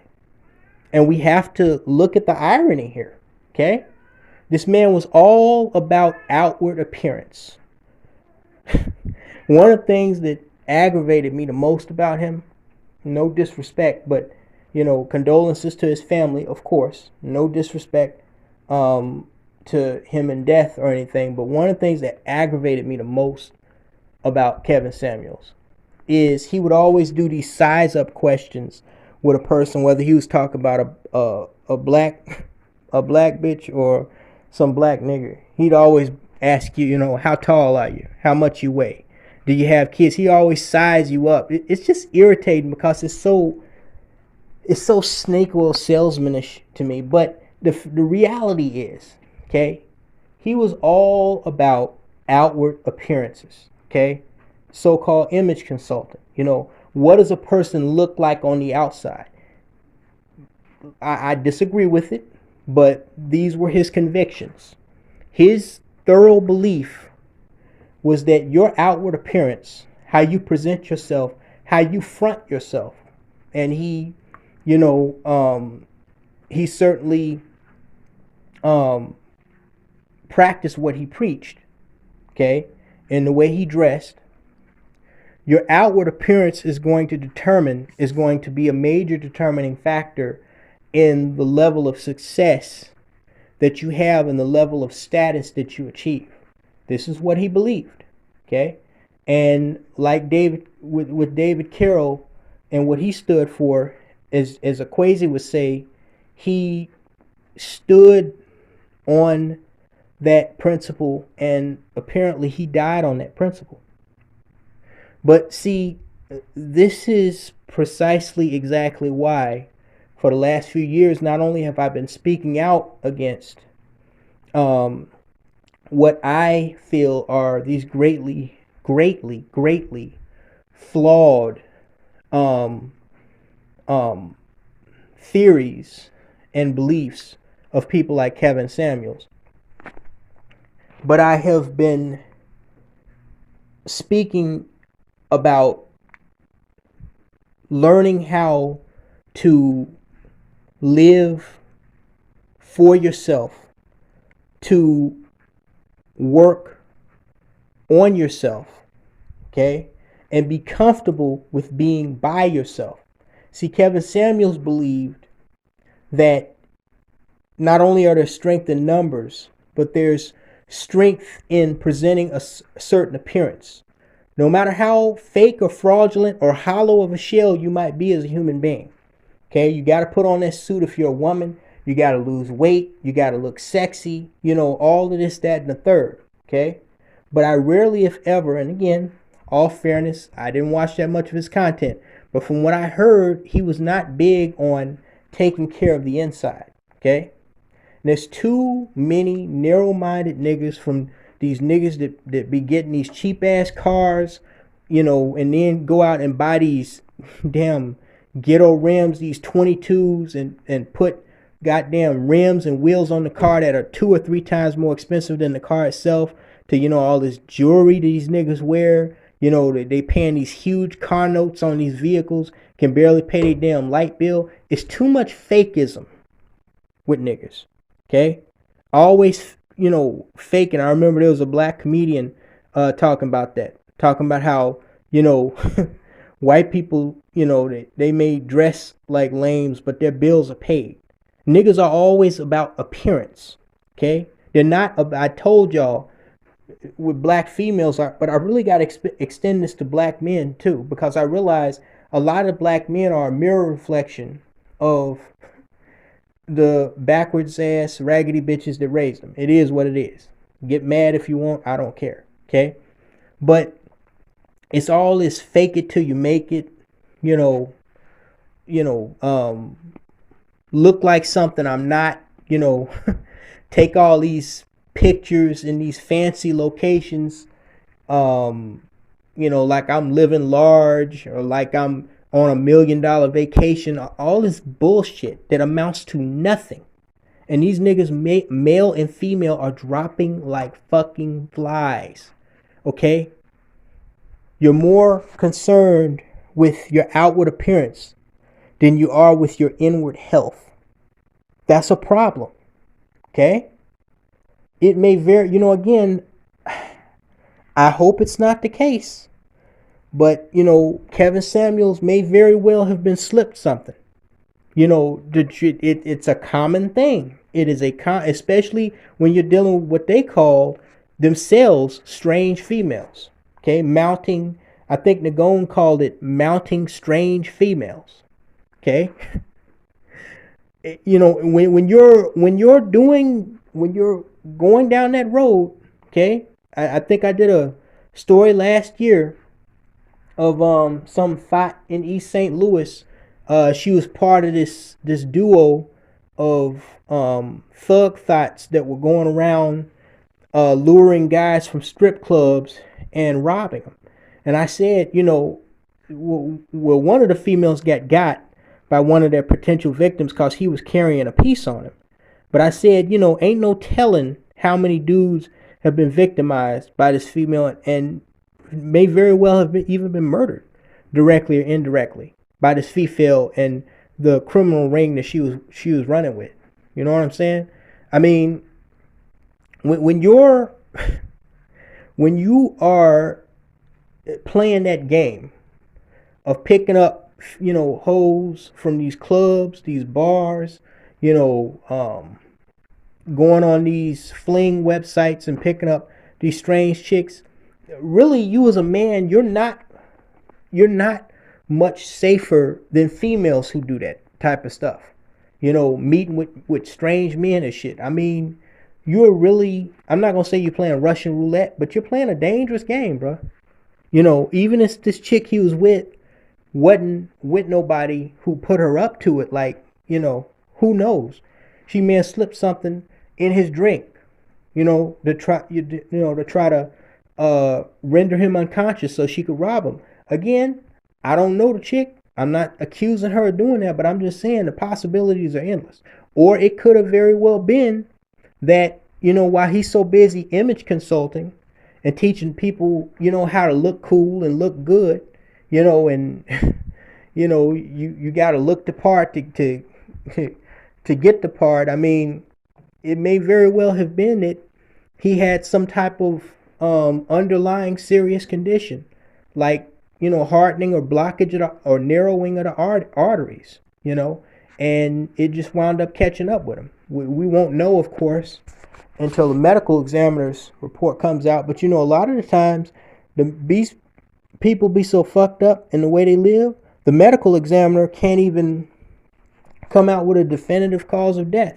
I'm seeing more and more where medical examiners' reports end with, you know, undetermined cause of death. You know, they can't determine how the motherfucker died. You know, so that remains to be seen. But the most important thing for we as black people and black men to learn from this is that you got to take care of your health. Okay, I'm not saying don't give a fuck how you look when you step outside the house. But it's like people, especially black people, it's like too many of us conveniently forget that these bodies that we have are like machines. They're like natural machines. Okay? You have a pumping heart. You have blood flowing at hundreds of miles an hour through your veins and arteries. You have a liver. You have kidneys. Okay? You have intestines and a stomach. You have, a brain. You have a spine. Okay? The stuff that sustains your life, I know you don't, it's not intended that you think about it 24/7, but these things do have to be maintained. Okay? It's not just about high heels and dresses and skirts and, pinstripe suits and fancy, shoes and jewelry and nice cars. It's not about all that, bruh. Okay? Because if you ain't got it on the inside, mentally and physically, your outside appearance is not going to save your ignorant black ass. I'm just, I'm sorry to have to tell you this. Okay? But not enough black people put an emphasis on fucking health. I told you guys, and I've been telling you since last year, I had to really step it up a notch. Something, in the interest of what we're talking about with Kevin Samuels, I'm gonna tell you guys something that I was originally not gonna mention, but I mentioned so much about myself, I might as well. On January 18th of this year, I actually had a little bit of a health scare. A little bit of a health scare, not a major one, because 1 out of every 3 Americans has it. But on January 18th, I was diagnosed with high cholesterol, and it was extremely high. Now, I don't know if that was because I didn't fast before the blood test or just because it was high. Okay? It was like, well, let me put it like this. Regular cholesterol is 190. It was like 275 or some shit. Scared the shit out of me. Scared, and it puzzled me because, and that's the thing, people talk about obesity, but you don't have to be obese to have something go wrong with your heart or to have high cholesterol or even have high blood pressure. Okay? Obesity certainly does not help the matter, but you don't have to be, you don't have to be obese to have, these type of problems arise in your life. Okay? And so, again, I don't know, to this day, I don't know if it was a false reading, because you're supposed to fast before you take any blood test, but, I don't remember if I did, or if it was a real reading where I hadn't eaten anything and it was just higher than fuck. But, I've discussed how I'm a workaholic. I'm a private contractor, so I'm constantly out on the road. It was a real shocker for me. And so I had already been doing things to improve my health, like exercising 3 times a day. But I tell you this, when I was told that I had high cholesterol, first thing I did when I left the hospital, first thing I did was go to the bicycle repair shop. And you're probably wondering, what the hell does that have to do with having high cholesterol? Well, I had this bike that this guy gave to me from the basement of one of the places that I used to live many years ago. Good bike. But, I basically just took it, put it in my office. I don't really do anything with it. But when I heard I had high cholesterol, I said, okay, all right. Apparently what we've been doing ain't good enough. So I took that bike immediately to the bike repair shop, and I paid this man to fix it, tweak it up. It didn't need that much fixing. But I said, okay, it's going to be me and this fucking bike. And from that very day, as soon as it got fixed, I went out and I rode the bike for a mile. The next day, 2 miles. Day after that, 3 miles. Day after that, 3.5 miles. So on and so forth. And on the days that I didn't bicycle, I did an aerobic exercise called HIIT. HIIT, a HIIT workout. Some of you who are fitness freaks, you know what that is. I made sure to do an anaerobic exercise, whether it was biking, HIIT workout, push-ups, sit-ups. I made sure to do an anaerobic exercise, at least one regimen every day. On top of that, at least 2 stretch exercises. So I was exercising 3 times a day. I started taking garlic because garlic is known to lower cholesterol. I considered taking red yeast rice. I bought some as a precautionary. I said, look, if all this shit that I'm doing is not working, then I'm going to take this red yeast rice, which is supposed to be a natural statin. Though some people, including the FDA, they have made the argument that red yeast rice actually needs to be brung under control of doctors, meaning it should be a prescribed thing. So, I was kind of cautious about holding off on that. But I said, this is the backup plan because I don't want to be put on any medication by a doctor. So if all else fails, I'd start taking the red yeast rice. But I didn't have to. I took the garlic, exercised 3 times a day, and I ate these nasty ass beans, a small bowl of beans, just to increase the fiber in my diet. Fiber, certain kinds of fiber, is definitely known to lower cholesterol, okay, and lower it pretty rapidly. So I was eating a small bowl of beans, exercising 3 times or biking 3 times a day, and taking garlic. And my anxiety had me so fucked up. I didn't think I was doing enough. I was like, man, this cholesterol probably, you can't burn cholesterol like you can burn calories. All you can do is try to lower it. And your LDL, bad cholesterol, and HDL and your triglycerides are the main thing to be concerned with. But I didn't think I was doing enough. I was like, man, it's probably gonna be the same. It's probably gonna be the same, man, when I go back. But they wanted to test me 6 months later. They wanted. I was like, no, I'm not waiting those 6 months. I went on Amazon, paid $100+ and got my own cholesterol testing kit. Okay, I took it. I made an appointment after 2 months of working out, taking garlic, eating a high fiber diet. I made an appointment to go into my family physician and have a nurse use my kit to take my cholesterol, because I wanted to make sure that, it's an at-home test kit. I could do it myself, but I just wanted to make sure that it was accurately done. And do you know, in spite of my fears of me not doing enough, when I took that second cholesterol test after 2 months, my overall cholesterol had dropped from 275 to 170, back to where the fuck it was supposed to be. And my triglycerides were great. So what I'm saying was, when there was a problem with my health, I did not take that shit lightly. And keep in mind, high cholesterol in and of itself is not life-threatening, but chronic high cholesterol that is not addressed is the precursor to, it's the potential precursor to a lot of very, very bad things. Okay? And listen, it's still a struggle. It's still a struggle for me, to turn down that steak and potatoes, or that cheeseburger when I'm out and about, or eat that, sorry guys, it's close to my bedtime, or eating that junk food, or that ice cream, okay? But I did what I had to do to fix that little problem. See, high cholesterol is like a flat tire, okay?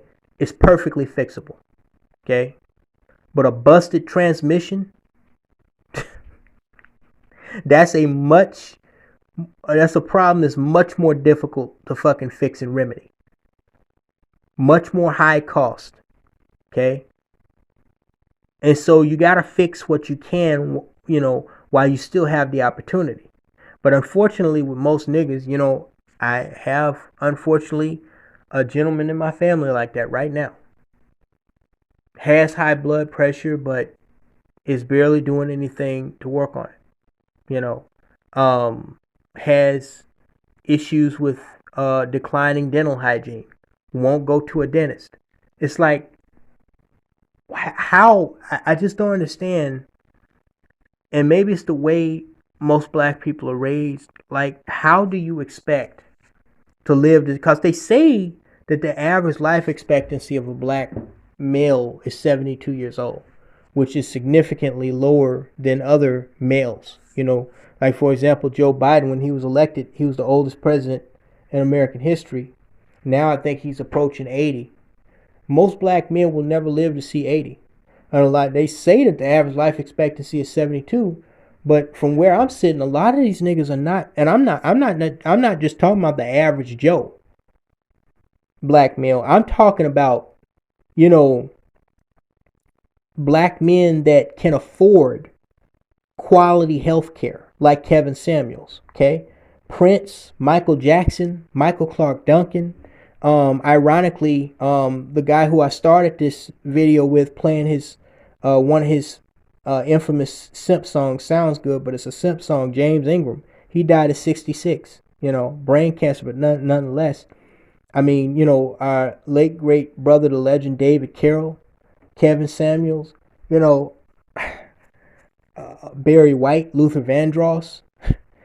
A lot of black men are not, you know, well, Kobe Bryant, that was a freak accident, but you see what I'm saying. You know, Nipsey Hussle, whether it's a high risk lifestyle or just poor, complete neglect of health. It's like black people just think like, you know, like they're impenetrable machines or something. It's this egotistical yet very naive and narcissistic mentality that black people have, both male and female, is taking a lot of niggas out by foul play or just health failure early in the game, man. Niggas are dropping like flies left and right. I know I said last year black females were dropping like flies, but really all niggas from both genders, man, dropping like flies, man. Just not taking care of personal health at all, just not giving a flying fuck. And I'm not saying in any way, shape, or form, I'm not saying that was Kevin Samuels, because I did not know the man, okay? But, you know, if rumors of him refusing to go to the hospital with chest pains, unless he had chest pains before, if that is indeed the case, I mean, that's pretty bad. That's pretty bad on his part. If you want longevity, okay, if you want to live a long life, you cannot, nobody, okay, in all fairness, none of us know when we're leaving here, okay? None of us know, you know, when that final hour comes, any more than Steve Irwin did when he got stuck in the heart by that stingray. Okay? But there are certain things that you can do to improve your chances of living a longer life. Okay? 57 years old is not a short life, but it is certainly not a long life. Okay? With the amount of success that Kevin Samuels had, he should have been able to hire a personal doctor and a personal trainer. Okay? He should have been, you know, as soon as he started reaching that status, you know, he should have started, and he realized that money and success was going to start coming his way. He should have started, you know, making arrangements to get, you know, his physicals and his checkups to, you know, make sure he was cool. You know, it's like, you know, we chase money and we chase status. A lot of these dumb niggas, they chase hoes. You know, we chase all of the things, most of which really are not that important. But then we forget a lot of the most important things. And, you know, that's not just true with black people. That's true across the board. Okay, that's true across the board. I mean, I spoke back at the beginning of this whole COVID nonsense. I said, you know, I couldn't get over the irony how, you know, something like a fancy perfume or a bottle of bourbon can cost, you know, fucking hundreds of dollars. But water, unless it's bottled, is free or cheap. Oxygen is definitely free. Air is definitely free. You know, that might change in the future, but it's like the most essential things are the least value. And I'm not going to say it has to change, because it doesn't. But if it doesn't, unfortunately, we are going to start seeing a lot more premature deaths like Mr. Samuels. Okay. Now, that's one aspect, the health aspect. The other aspect of, you know, this man's tragic passing, and, you know, like I said, I didn't really agree with him, but yes, his passing is tragic.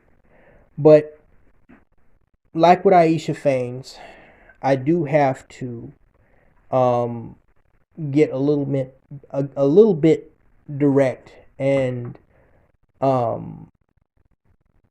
raw here. Well, we're not gonna get too raw because this is screw tube, but you know, this whole high value man thing. Of course, I have to, even, you know, with everything that has happened, I have to bring this up. Okay. And it was spoken about, it was brought up last year during the Rajay Black incident, where this nigga, he killed his Asian girlfriend and black ex-wife, and he was a follower of Kevin Samuels and all that, you know, high value man bullshit. Kevin Samuels basically rose to the heights, telling black females in person what we've been saying about them for years, which is that they're a bunch of raggedy, low value chicks that don't really amount to what they think they amount to, right? But then once he got to that point, he started talking about this high value man thing, you know, and how if you're a high value man, you know, you're gonna get, you know, the fancy trophy looking bimbos, you know, you're gonna have the trophy wife and all of this bullshit. And this was one of the biggest issues that I had with Kevin Samuels. That in addition to selling a lot of black men pipe dreams, and I do mean pipe dreams, because look at Bill Cosby, look at R. Kelly, look at Tiger Woods, who at one time was married to a white bitch that divorced him after she caught him cheating and took half his damn money, and now he can't win a PGA tournament for the love of nothing. Bill Cosby spent 3 years in prison for a crime that he likely didn't even fucking commit. R. Kelly, while a degenerate and a pedophile, was able to operate with impunity for 20 plus years until he pissed the wrong person off, and now he may never see the light of day as a free man again. Okay? This high value man thing. You know, Kobe Bryant, granted that was a freak accident, but after he passes away, his wife doesn't even respect his legacy by, you know, keeping his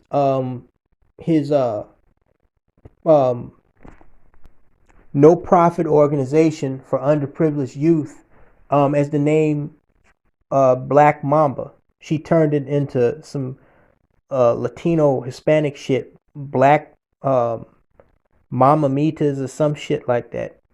You know, she changed. I mean, she didn't even respect his legacy. You know, what does it really mean to be a high value man? I mean, what? Okay, you're a high earner. You have high status. Okay.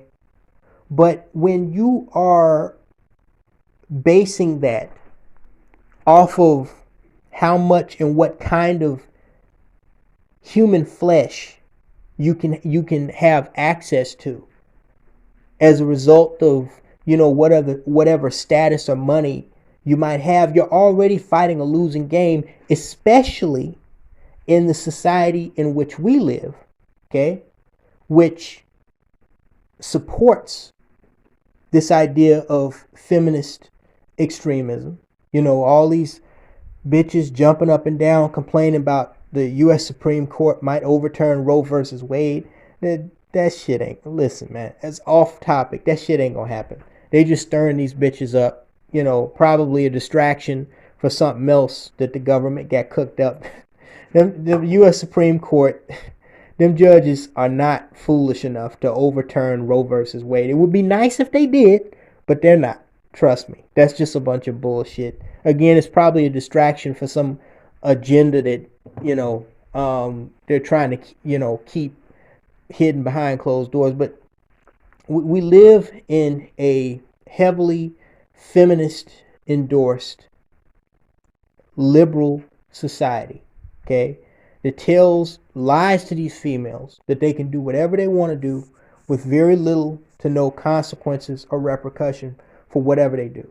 Okay, you're teaching men, most of which will never reach the pinnacle of making 6 and 7 figures, okay, that all they have to do is put on a suit and make this kind of money, and the world of women will be open to them, and it's just going to be like some Cinderella fairy tale. Well, yeah, they'll have access to more physically appealing women, but that's not going to make their life easier with women. As a matter of fact, it might actually make their life harder. More than likely it will, okay? Because I think it was Biggie Smalls, the late Biggie Smalls, who said it best: more money, more problems. All that does is make you a bigger fucking target. Okay? And, again, rest his soul. But how can we really ignore the fact that Mr. Kevin Samuels died? Some reports are saying he died on top of her. Some reports said that he died with her on top of him. Some reports said that he just collapsed onto the floor and died. I don't know. Okay? But for this man talking all of this high value man, you got to fix your image stuff, and then you can get, a nice woman for marriage. You're talking about all this, you have to earn this income to marry this type of woman. For this guy to be caught dead with what was very likely, we don't have to play with this.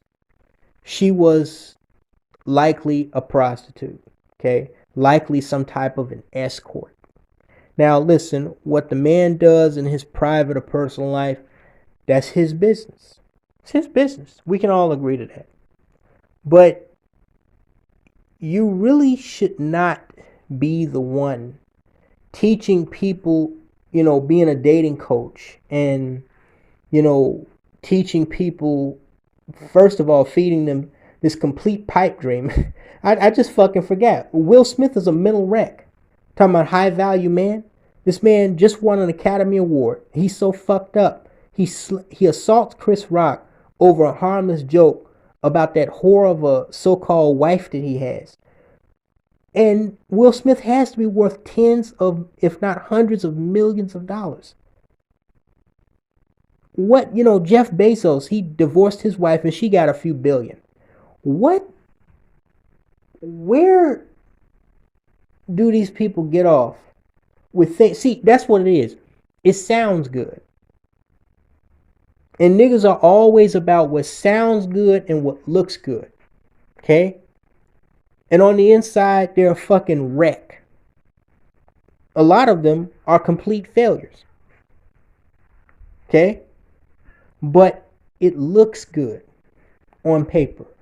It sounds good to the ear. Just like the black pastor. Okay?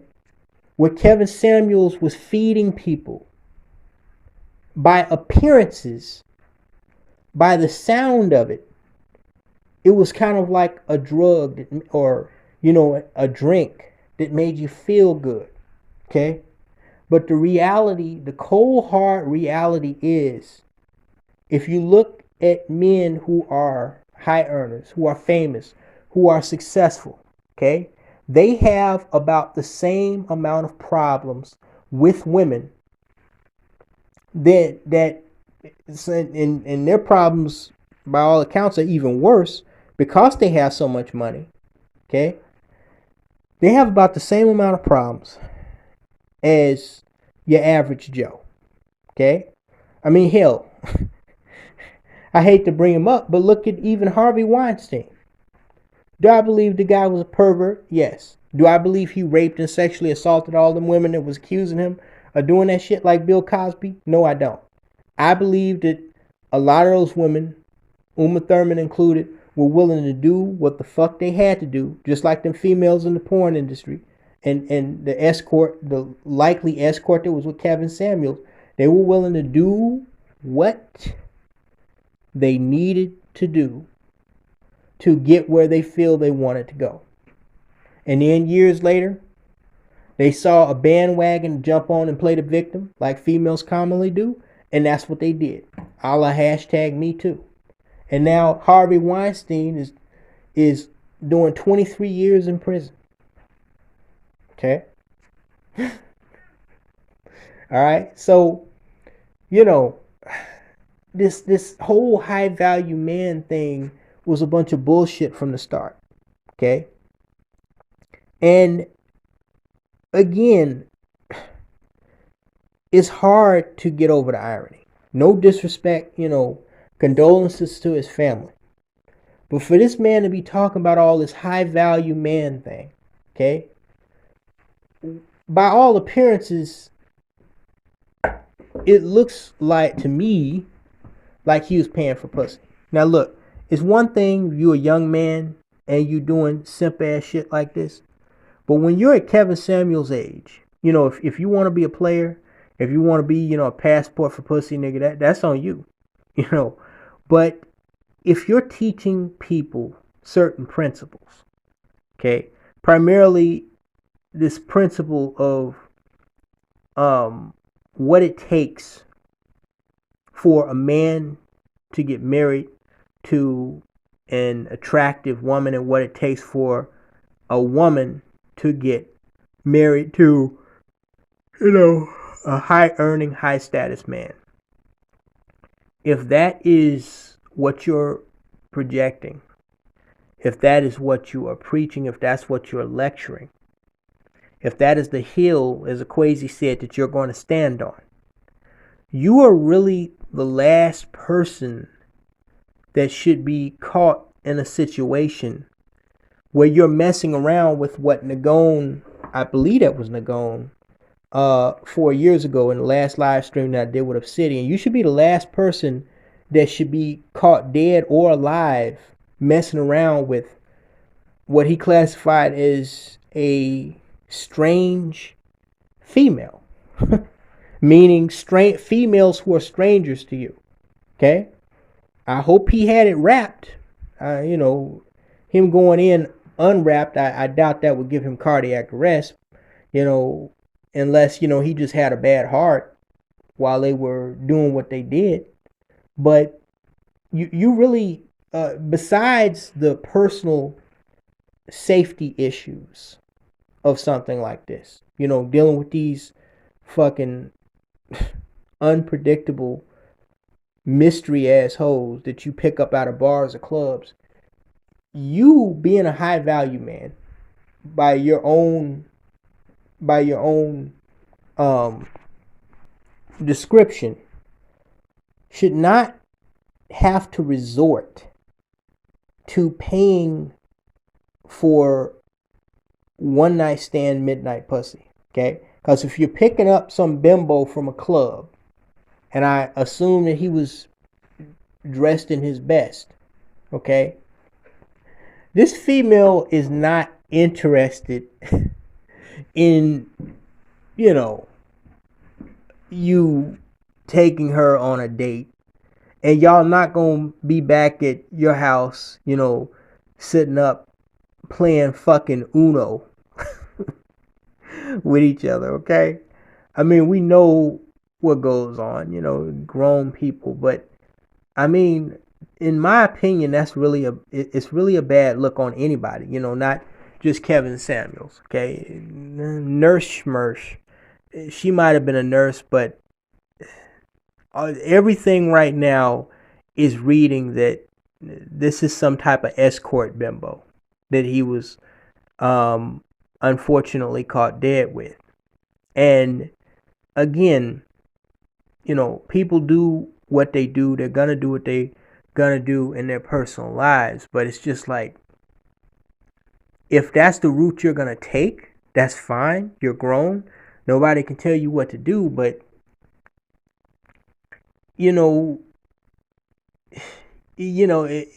that's really a promiscuous lifestyle. Okay, picking up hookers from bars. That's really a promiscuous lifestyle, and it's a high risk lifestyle at that. And again, there are the rumors about the cocaine laced fentanyl. I don't know. I'm not gonna put. It's just like last year, people talk about Kevin Samuels might be gay. I never really put a lot of stock in that. I didn't care. I don't care about the man's sexual orientation. That's why I never really talked about it. If he was, he was. But it's just the hypocrisy, the potential hypocrisy, of this guy paying for pussy, doing the rent-a-hope thing, and you sitting up here talking about high value men getting quality women for marriage. It doesn't make sense to me. I'm sorry. And maybe I'm rambling on because I'm tired, but it doesn't make sense to me for a person of his stature to be doing that. Okay. Now, Sean Cook, 50 something years ago, him being caught dead in that hotel with that Asian hooker. That's one thing. He was just a singer. He was an entertainer. He decided he wanted some midnight pussy. Things backfired on him. He got set up and shot and killed by a black female manager. Surprise, surprise. And he got robbed by the Asian prostitute. That's one thing. And that was bad enough. But for a guy like Kevin Samuels, man, again, we're not talking about a guy that's in his 20s, naive, simpish. This is why I personally just separated myself completely from that whole red pill MGTOW, these dumbass niggas like that convicted felon Nyla says keeps making references, even that her thug Pookie equivalent Taz, that retard. Both of these fucking retards keep making references to me being part of the manosphere, when I have made it abundantly clear on several occasions that I separated myself from that bullshit, a long time ago. I'm not part of any of these factions. I'm off in the cut doing my own thing. That's why I classify myself as a MalboroMan, okay? The rugged individual, okay, needs no one. That's why I'm not out to argue with nobody. I'm not doing live stream panels with none of these monkeys. I'm off in the cut in the corner doing my own fucking thing. And pretty soon, from the looks of it, FS Avenger may very well have to be my own thing as well. Okay? So,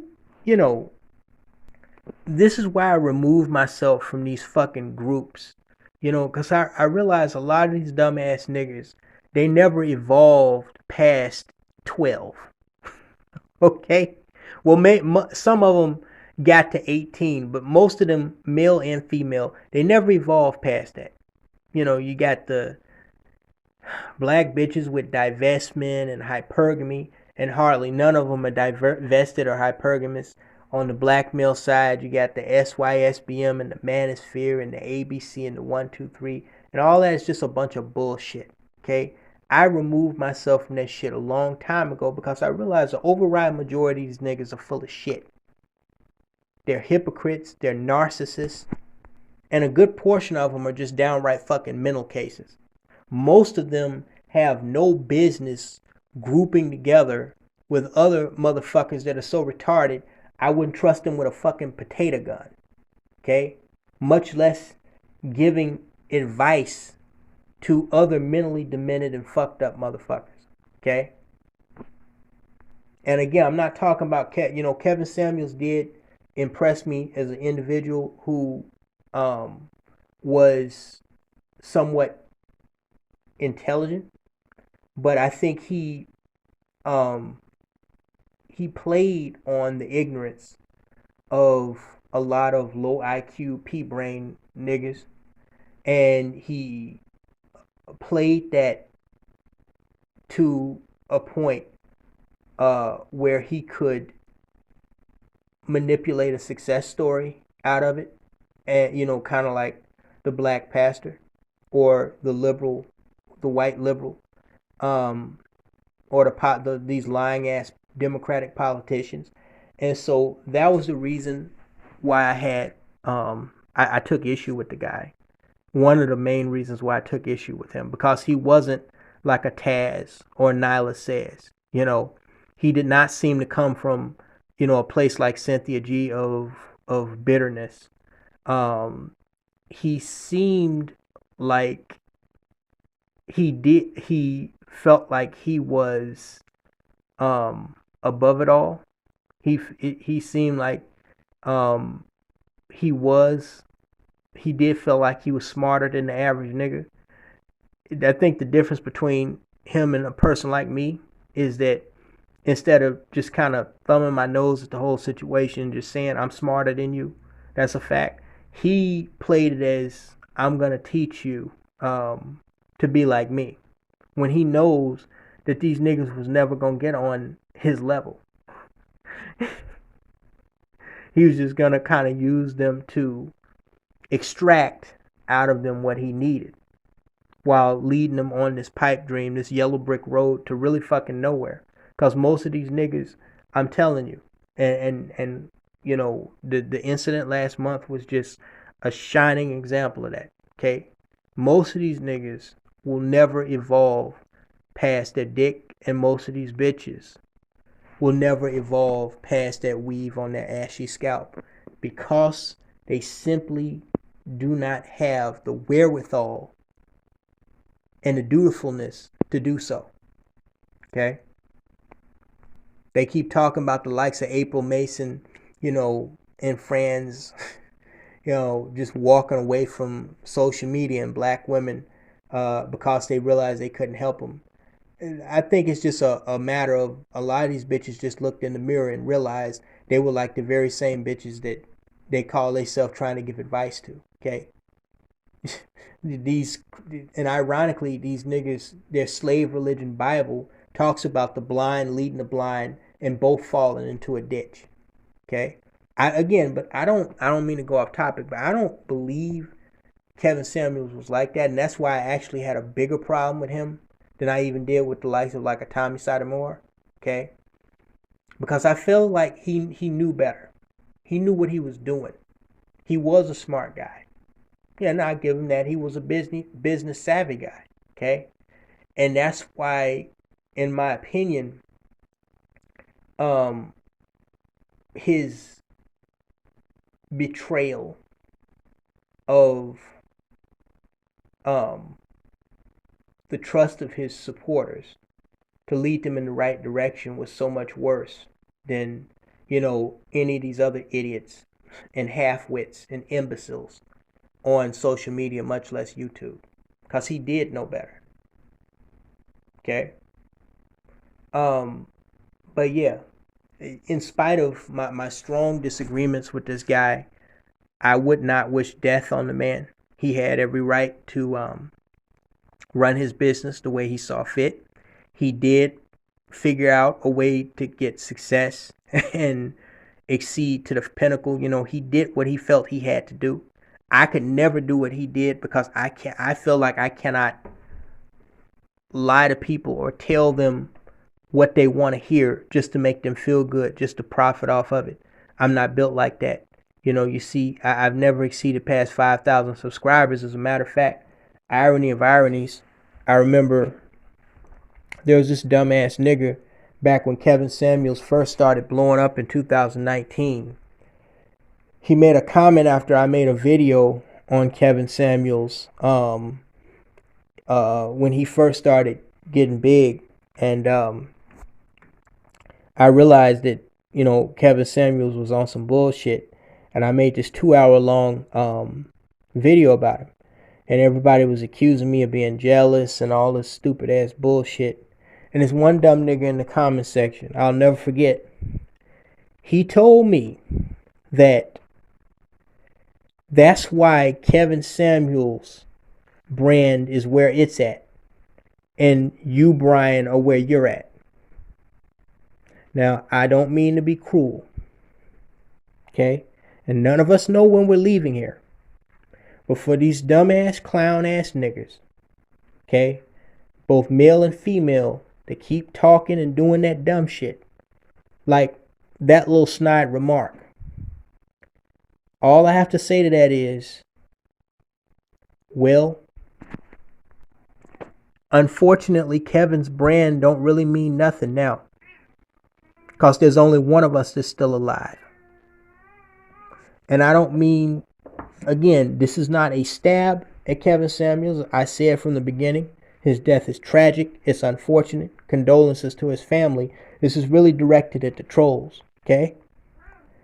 My point is, like Kevin Samuels, you confront your way to the top, okay? But what you can't do is con your way into good health, safety, and security. That's what you can't do. You can fool the whole world, but you can't fool yourself. You got to live with your bullshit every single day, and we don't know what this guy was going through, okay? I am sorry for what happened to him. Believe it or not, I genuinely wish he was still alive for several reasons. One of the reasons is because him dying before his 60th birthday just further serves to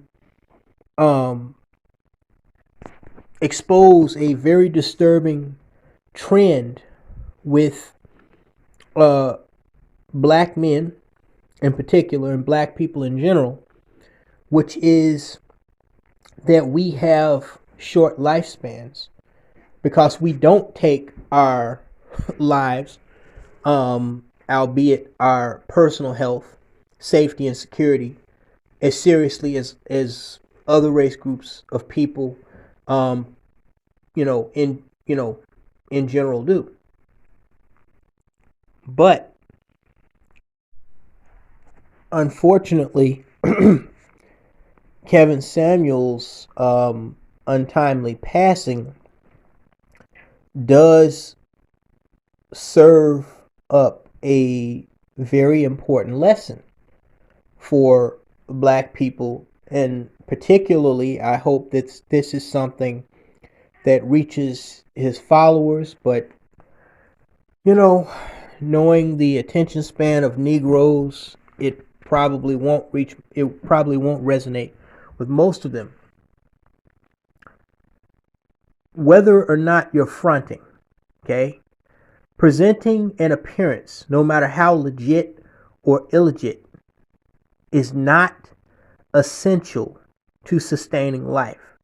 It might be important for building a brand, to achieving some type of business success, some type of social status, okay?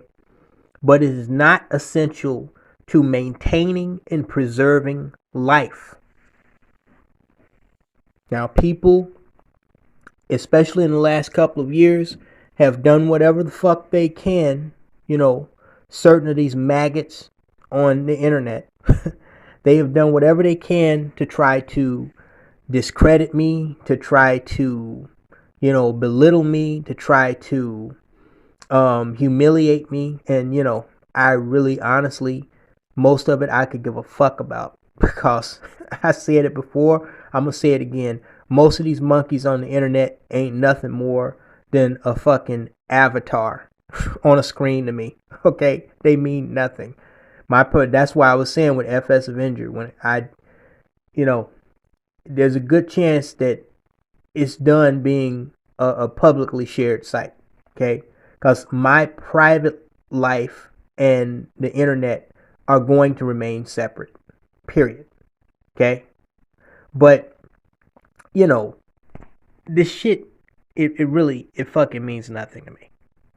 But if people want to say, like that one dumb nigga that, oh, well, you'll never reach the heights of Kevin Samuels. Look at where he is with his brand. Look at him and look at you. I do not come from, again, I'm going to say this again. I do not come from a place of these whores, like these fake ass swirlers and hypergamous bitches like Nyla Sayers or Cynthia G. I don't come from a place of hate when I say this. I come from a place of real when I say this. Okay? I'm not, again, I wish this brother was alive. But if you want to play the look at him and look at me, if you were playing that game before, don't take it away now that he's dead and I'm still alive. Okay? Now again, none of us know when we're leaving here. But niggas don't have their priorities fucking straight. This is, was, and always will be the basis of my MalboroMan mindset and teachings. Okay? This is why I emphasize the importance of building and developing the individual. Okay? No matter how much you may not like my delivery and how I put things. Okay? The importance of teaching people to develop their individual selves. Okay? And not worrying about being in the company of another person. Okay? Niggas' priorities are fucking wrong. I told y'all this before. While other tribes are arguing with nuclear superpowers and, oil, fucking members of OPEC over oil prices and inflation and the Federal Reserve and all that shit, you niggas are still lowbrow arguing over how to have access to human flesh that isn't yours. How to get married, how to be hypergamous. I mean, y'all really do not know how elementary you fucking sound. And that's being politically correct, okay? There's no power in worrying about, dating and having access to pussy and getting married to some raggedy ass skank bitch or vice versa. Looking for some so-called high value man. There's no power in that. There's no sustainability in that, especially not nowadays when the divorce rate is over 50% and nobody hardly at all stays together. There's nothing to be long-term gained out of that. Y'all got your priorities fucking wrong. Okay? This was the other problem that I had with Kevin Samuels. Okay? He's teaching these niggas about the wrong fucking thing. Okay? And that live stream that I was on with him, y'all heard how it started. It did not occur to me until later once he got big, because at the time I didn't know who he was. Ironically, that was the last live stream that I did with Obsidian, okay, before I broke it off with him, because I started to realize what direction he was going and what direction he wanted to take what at the time was Black Avenger TV, now FS Avenger TV, talking about making black bitches the backbone of Black Avenger TV.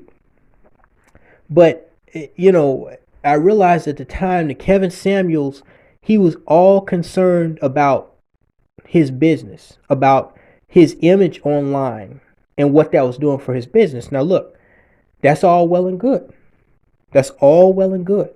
Okay, if that's the thing that's important to him, if that's the route he wants to take, that's fine. Okay?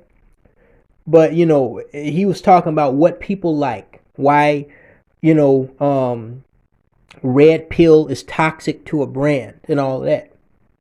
But I made it very clear in that live stream that I did with him again before. This was about a year before he blew up with that average at best scene that he did with that really unattractive bimbo. I think that was in 2019, where he just kind of went off on her. I said, I'm not interested in a profit, okay? I would not base my ability to make a living off of trying to appease these goofy, stupid ass niggas, okay? While there are, loyal supporters who I very much appreciate, okay? If I have to appease the majority of you niggas to make a living, like a Tommy Sotomayor or Kevin Samuels, I might as well jump off a bridge and kill myself. I might as well jump off a bridge and kill myself. Okay? Because that is a road that leads to fucking nowhere. And very unfortunately, this is now the sum equivalent to what Kevin Samuels' legacy actually is. A man who I believe that he was deserving of a longer life. Just because he had, stupid talking points does not mean he deserved a short life. But this is a man that was all, like most black people, he was all about appearance. He was all about fronting. But when it came down to the core values, the essentials of maintaining and sustaining life, he did not have what it took. And we do not know yet.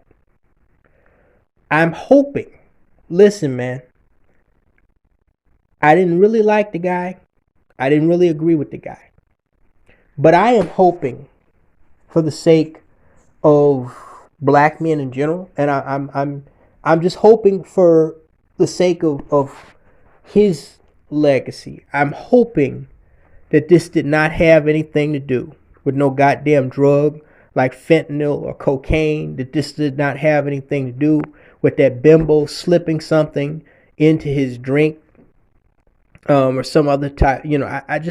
I'm hoping, I say all the time, dead is dead.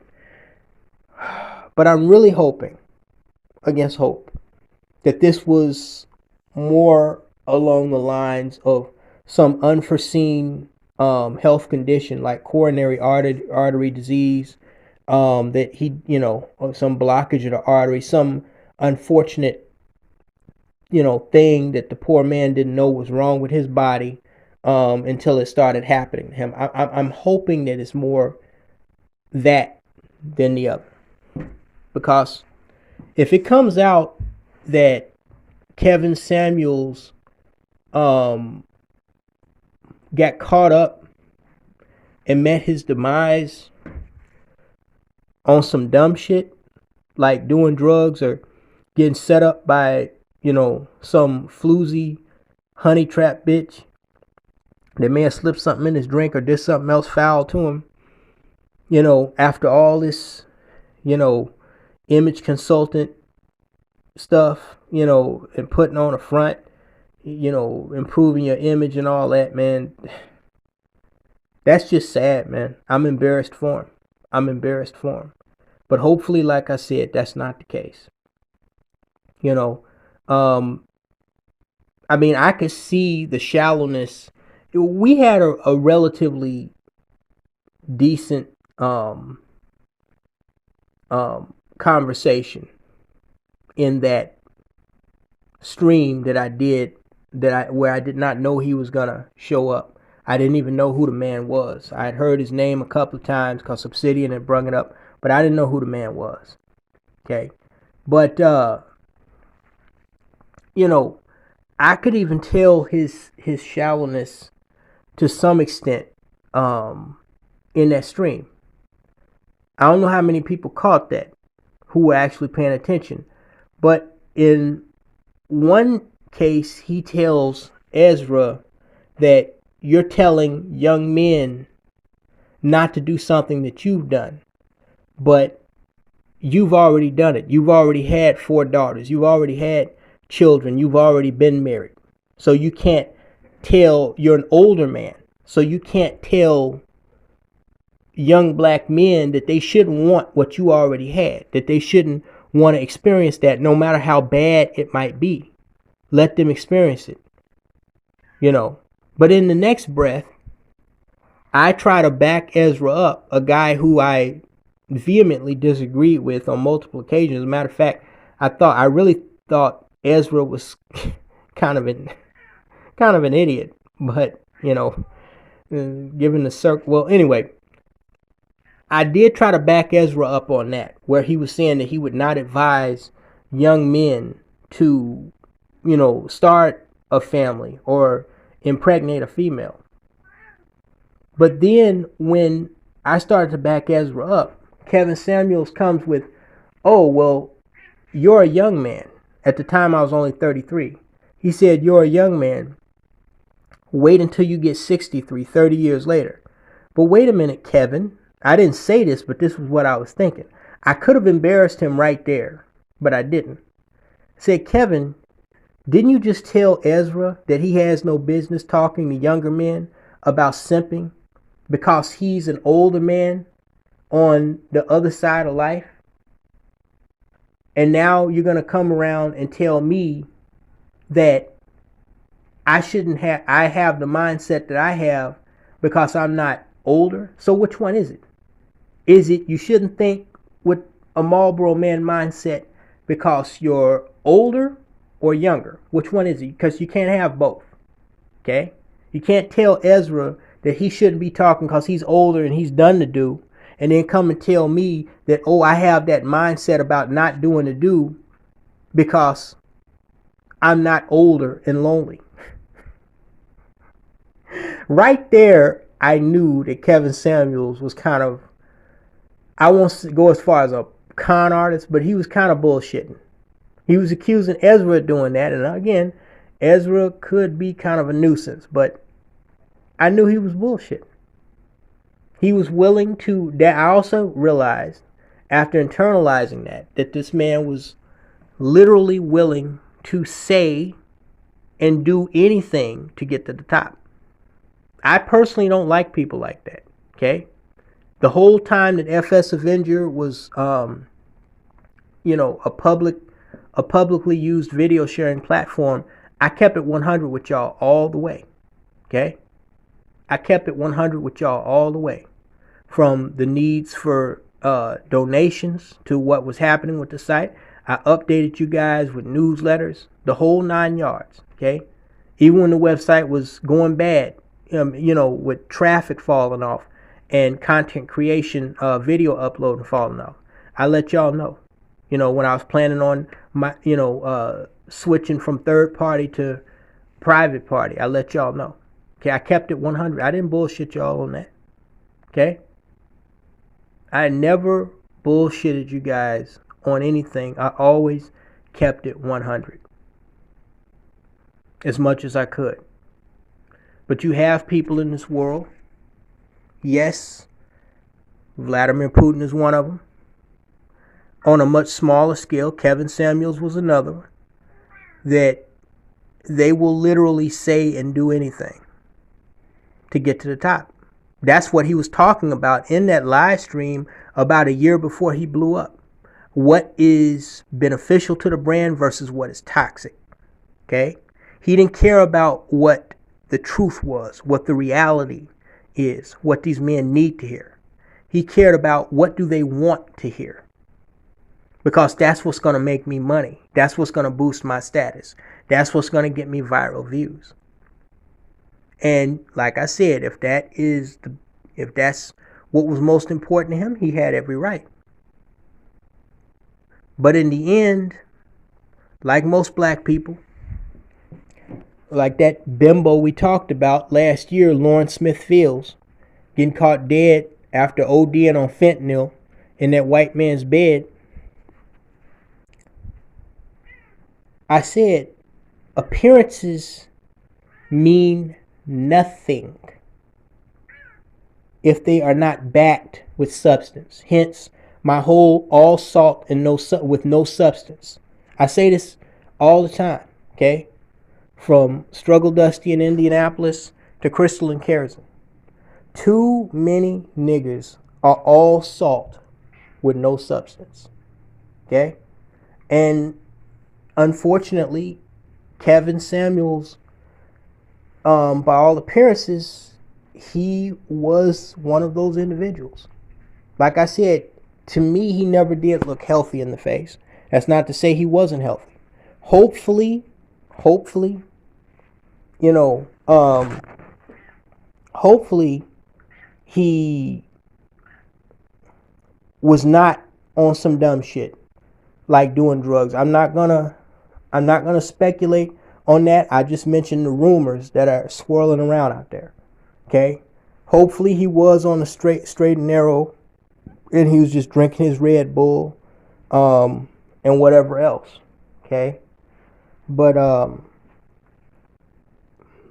it's just it already looks bad, from the whole image consultant thing to High Value Man and get caught with a fucking a fucking club bar thought, probably / escort prostitute, when you telling men what they got to do to get married, man. It's just it just don't look good. But it would be far worse if something like a drug like fentanyl was involved, or he got set up by the chick that he shouldn't have been with in the first place. Like, I really just hope that's not the case, man. I hope this was just natural causes. Again, dead is dead, but time will tell. So, I guess the moral of this really sad story, what is the moral here? I don't know. The moral of this story is black people need to get their priorities fucking straight. Okay? Taking pictures of you, putting them on Instagram of fancy vacations, being a club thought in, in the bar or the club, fucking paying $500 a month for some fancy new car, Gucci, Prada. This stuff don't mean shit. It was you slaves' very Bible that talked about the rich man. I mean, do you niggas pay attention to anything? God damn. David Carroll was right, man. Niggas are dumb. Y'all's very slave religion speaks of a story of a rich man. And I'm going to close with this. A rich man who stood at a silo where he had gathered grain, corn, and some other type of natural food resource. And he was gathering all this stuff up and boasting to himself, what am I going to do with all of my possessions? And, all of these resources that I've stored away for myself. I need more space. I need more storage. And it said that while this rich man was standing there boasting to himself, flexing his ego about all of his his earthly achievements, of success and investment, that the Lord looked down upon this man, shaking his head and saying, "You fool, this very night is your life required of you. And then who will get all this shit that you stored up for yourself? Where will all these possessions go?" As we know, the Egyptian pharaohs They tried to take it with them. Motherfuckers even had their slaves and their whores and their wives killed. Everything but their damn kids. Tried to bury all that stuff in a sarcophagus tomb and take it with them. It doesn't work. Okay? It don't work. And hence thus, remember how that stream ended. Well, I edited it pretty heavily. But remember the last thing that was said in that live stream that I shared with you guys 2 hours ago. While Kevin Samuels and Obsidian and all these guys are sitting around talking about, what women got to do this or get that, and what you got to do to boost your brand, and you telling men that they shouldn't be worried about women, and a lot of men want to be simps, and what is a man gonna do if he can't have women? What good is life for? And that's another way that I knew Kevin Samuels was the wrong guy. When he said, if men don't have, what he indirectly said, if men don't have access to women, what else is life for? And a lot of black men actually think like this. Okay? But what was the last thing, while I never, you notice I never, well, I hardly if ever moved to correct Kevin Samuels. I just let him speak his piece because I'm not about arguing with motherfuckers. Okay? Under normal circumstances. Used to do a lot of that shit when I was younger. I don't do as much of it now. But what was the last thing I said to this dude? And just everybody on that live stream. I said that black men and people in general are being taught and led astray. They're being taught the wrong things. They're being told the wrong things. Life is not about access to other people. It is not about who you have in your company. Okay? Or it's not about the company that you're able to keep. It's not about your status and how other people view you. The most important thing in life, I said it 4 years ago and I maintain it now. The most important thing in life is the survival of the individual. And that is a hill that I will die on. We can talk all this other stuff. But if you, as the individual, do not survive, you don't have time to worry about hypergamy, divestment, high value, black empowerment, none of that bullshit. Because you are going to be a dead motherfucker, no longer breathing, and thus no longer in this world. So none of that other shit means anything if you do not survive to see another day. And while, yes, it is true, all of us are dying from the moment that we are born, there are things that you can do to extend your life, just like there are things that you can do to shorten it. And I can tell you this, niggas, male and female, one of the things that is not going to extend your fucking life is by putting on a front with 22 rims and fancy dress shoes and heels and makeup and fancy dinner parties and fucking going to business balls and all, and on, fancy vacations and being a popular Insta thought. None of that shit is going to improve. It is going to extend your stupid ass life. The only thing that's going to extend your stupid ass life is finding intelligent ways not to live like a stupid motherfucker. And I'm not saying that Kevin Samuels was doing that, but I'm just saying black people and a lot of people in general have their priorities in the wrong fucking place. And that's why, hence what I said starting last year, so many of y'all, male and female, are dropping like fucking flies. I do not relish in this. It is just a sad fact of life and being black in America. Too many of us are dying and meeting our demise prematurely. So please, if we learn nothing else from the tragic passing of Mr. Samuels, please try to take this from this man's tragic death. Life is more than just about what you look like and what other people look like to you. Okay?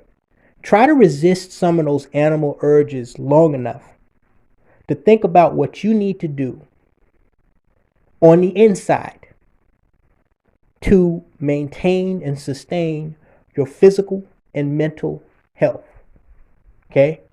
Because in the end, that's all that matters. I have worked on myself for the last 2 decades, and I'm still a work in progress. But I can tell you this. I may not be the fanciest, schmanciest motherfucker out there, the flashiest motherfucker. Okay?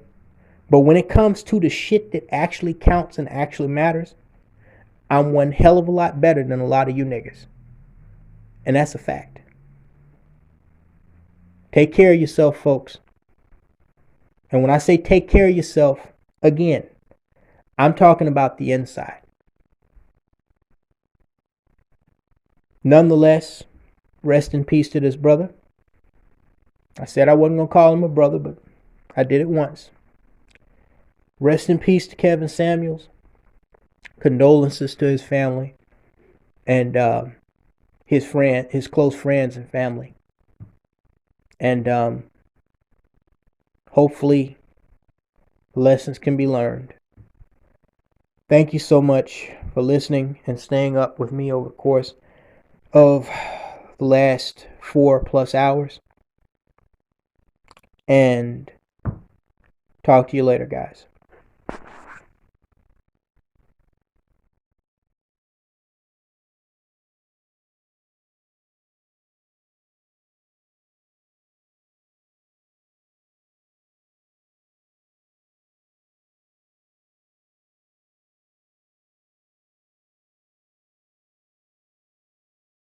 I told you I had a consulting company come in and white glove my business. Yeah.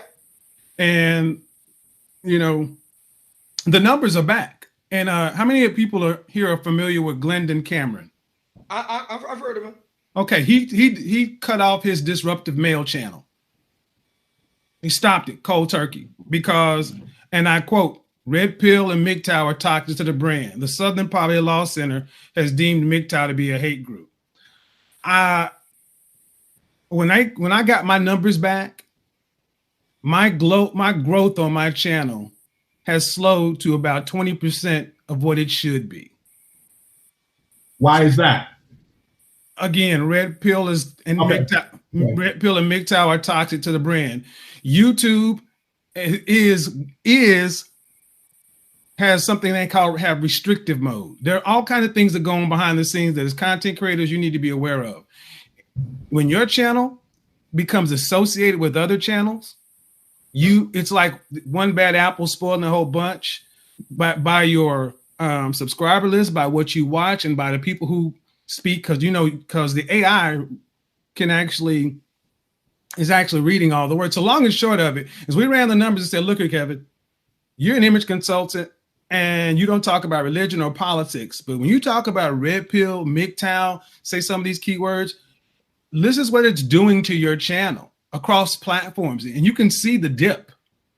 And then we also run the actual numbers based on the amount of money you make plus the amount of input. And then Also, you look at the other side of it, the amount of negative comments you get, the amount of shit you get, it's not from women, it's from men. Glendon Cameron did a beautiful breakdown of why he was ending the Disruptive Male channel. And he said pretty much here, to keep continually going back and uncovering, he's evolved past these things. He's still red pill. He still understands where he's coming from, but the audience, I'll give you exactly what he said. Red pill. This is Glendon. You want to look at the video? It's called go look at the video. It's 22 minutes long. Why he ended his Disruptive Male channel. But red pill MGTOW is a scarcity mindset in the sense that it does not. If you want to just sit down and be a guy sitting in your apartment doing your own thing, that's cool.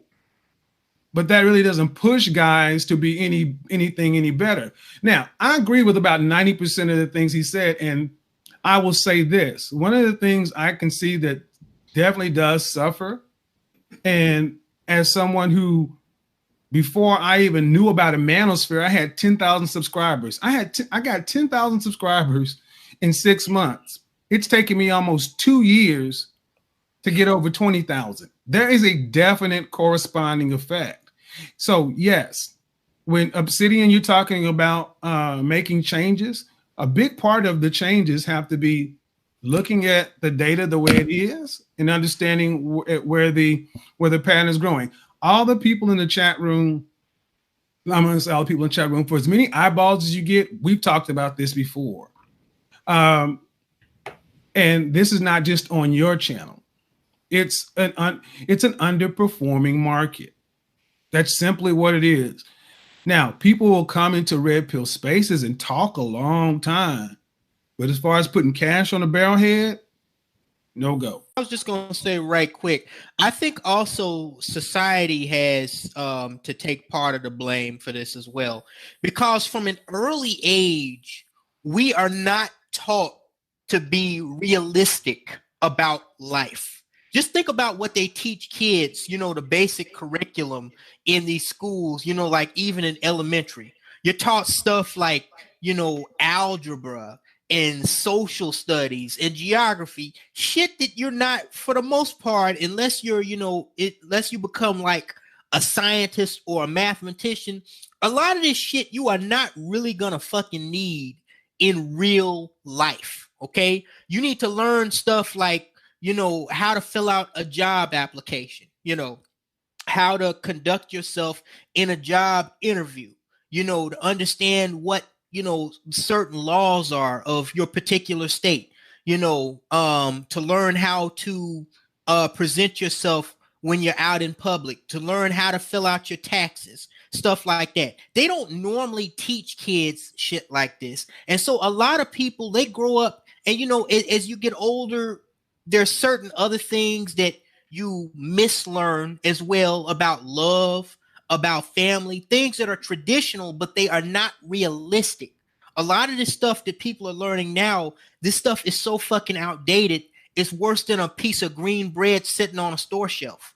You know what I'm saying? It should have been pulled. The tag should have been pulled and it should have been thrown out a long time ago. And so people from early on, even before you hit puberty and they start feeling funny down there, people, particularly females, but people in general, are not taught to be realistic about how to approach things like relationships and what to look for in the dating pool. Now, yeah, you're right, anything can happen, but I feel like the number one most important thing in life, and a lot of people would disagree with me, but it's not love, not even family. It's one word: survival. I can explain that if somebody wants me to or not. I know a lot of people would disagree with me, but survival of the individual is the most important thing. A lot of people disrespect you. Life disrespects you. When you go through all of that shit and you come to understand the only number one thing that truly matters. There's a lot of things that are necessary. Don't get me wrong. There are a lot of things that are necessary. There's a lot of things a man can do. But the only thing that truly matters is survival. And once I realized that, I was a different man completely.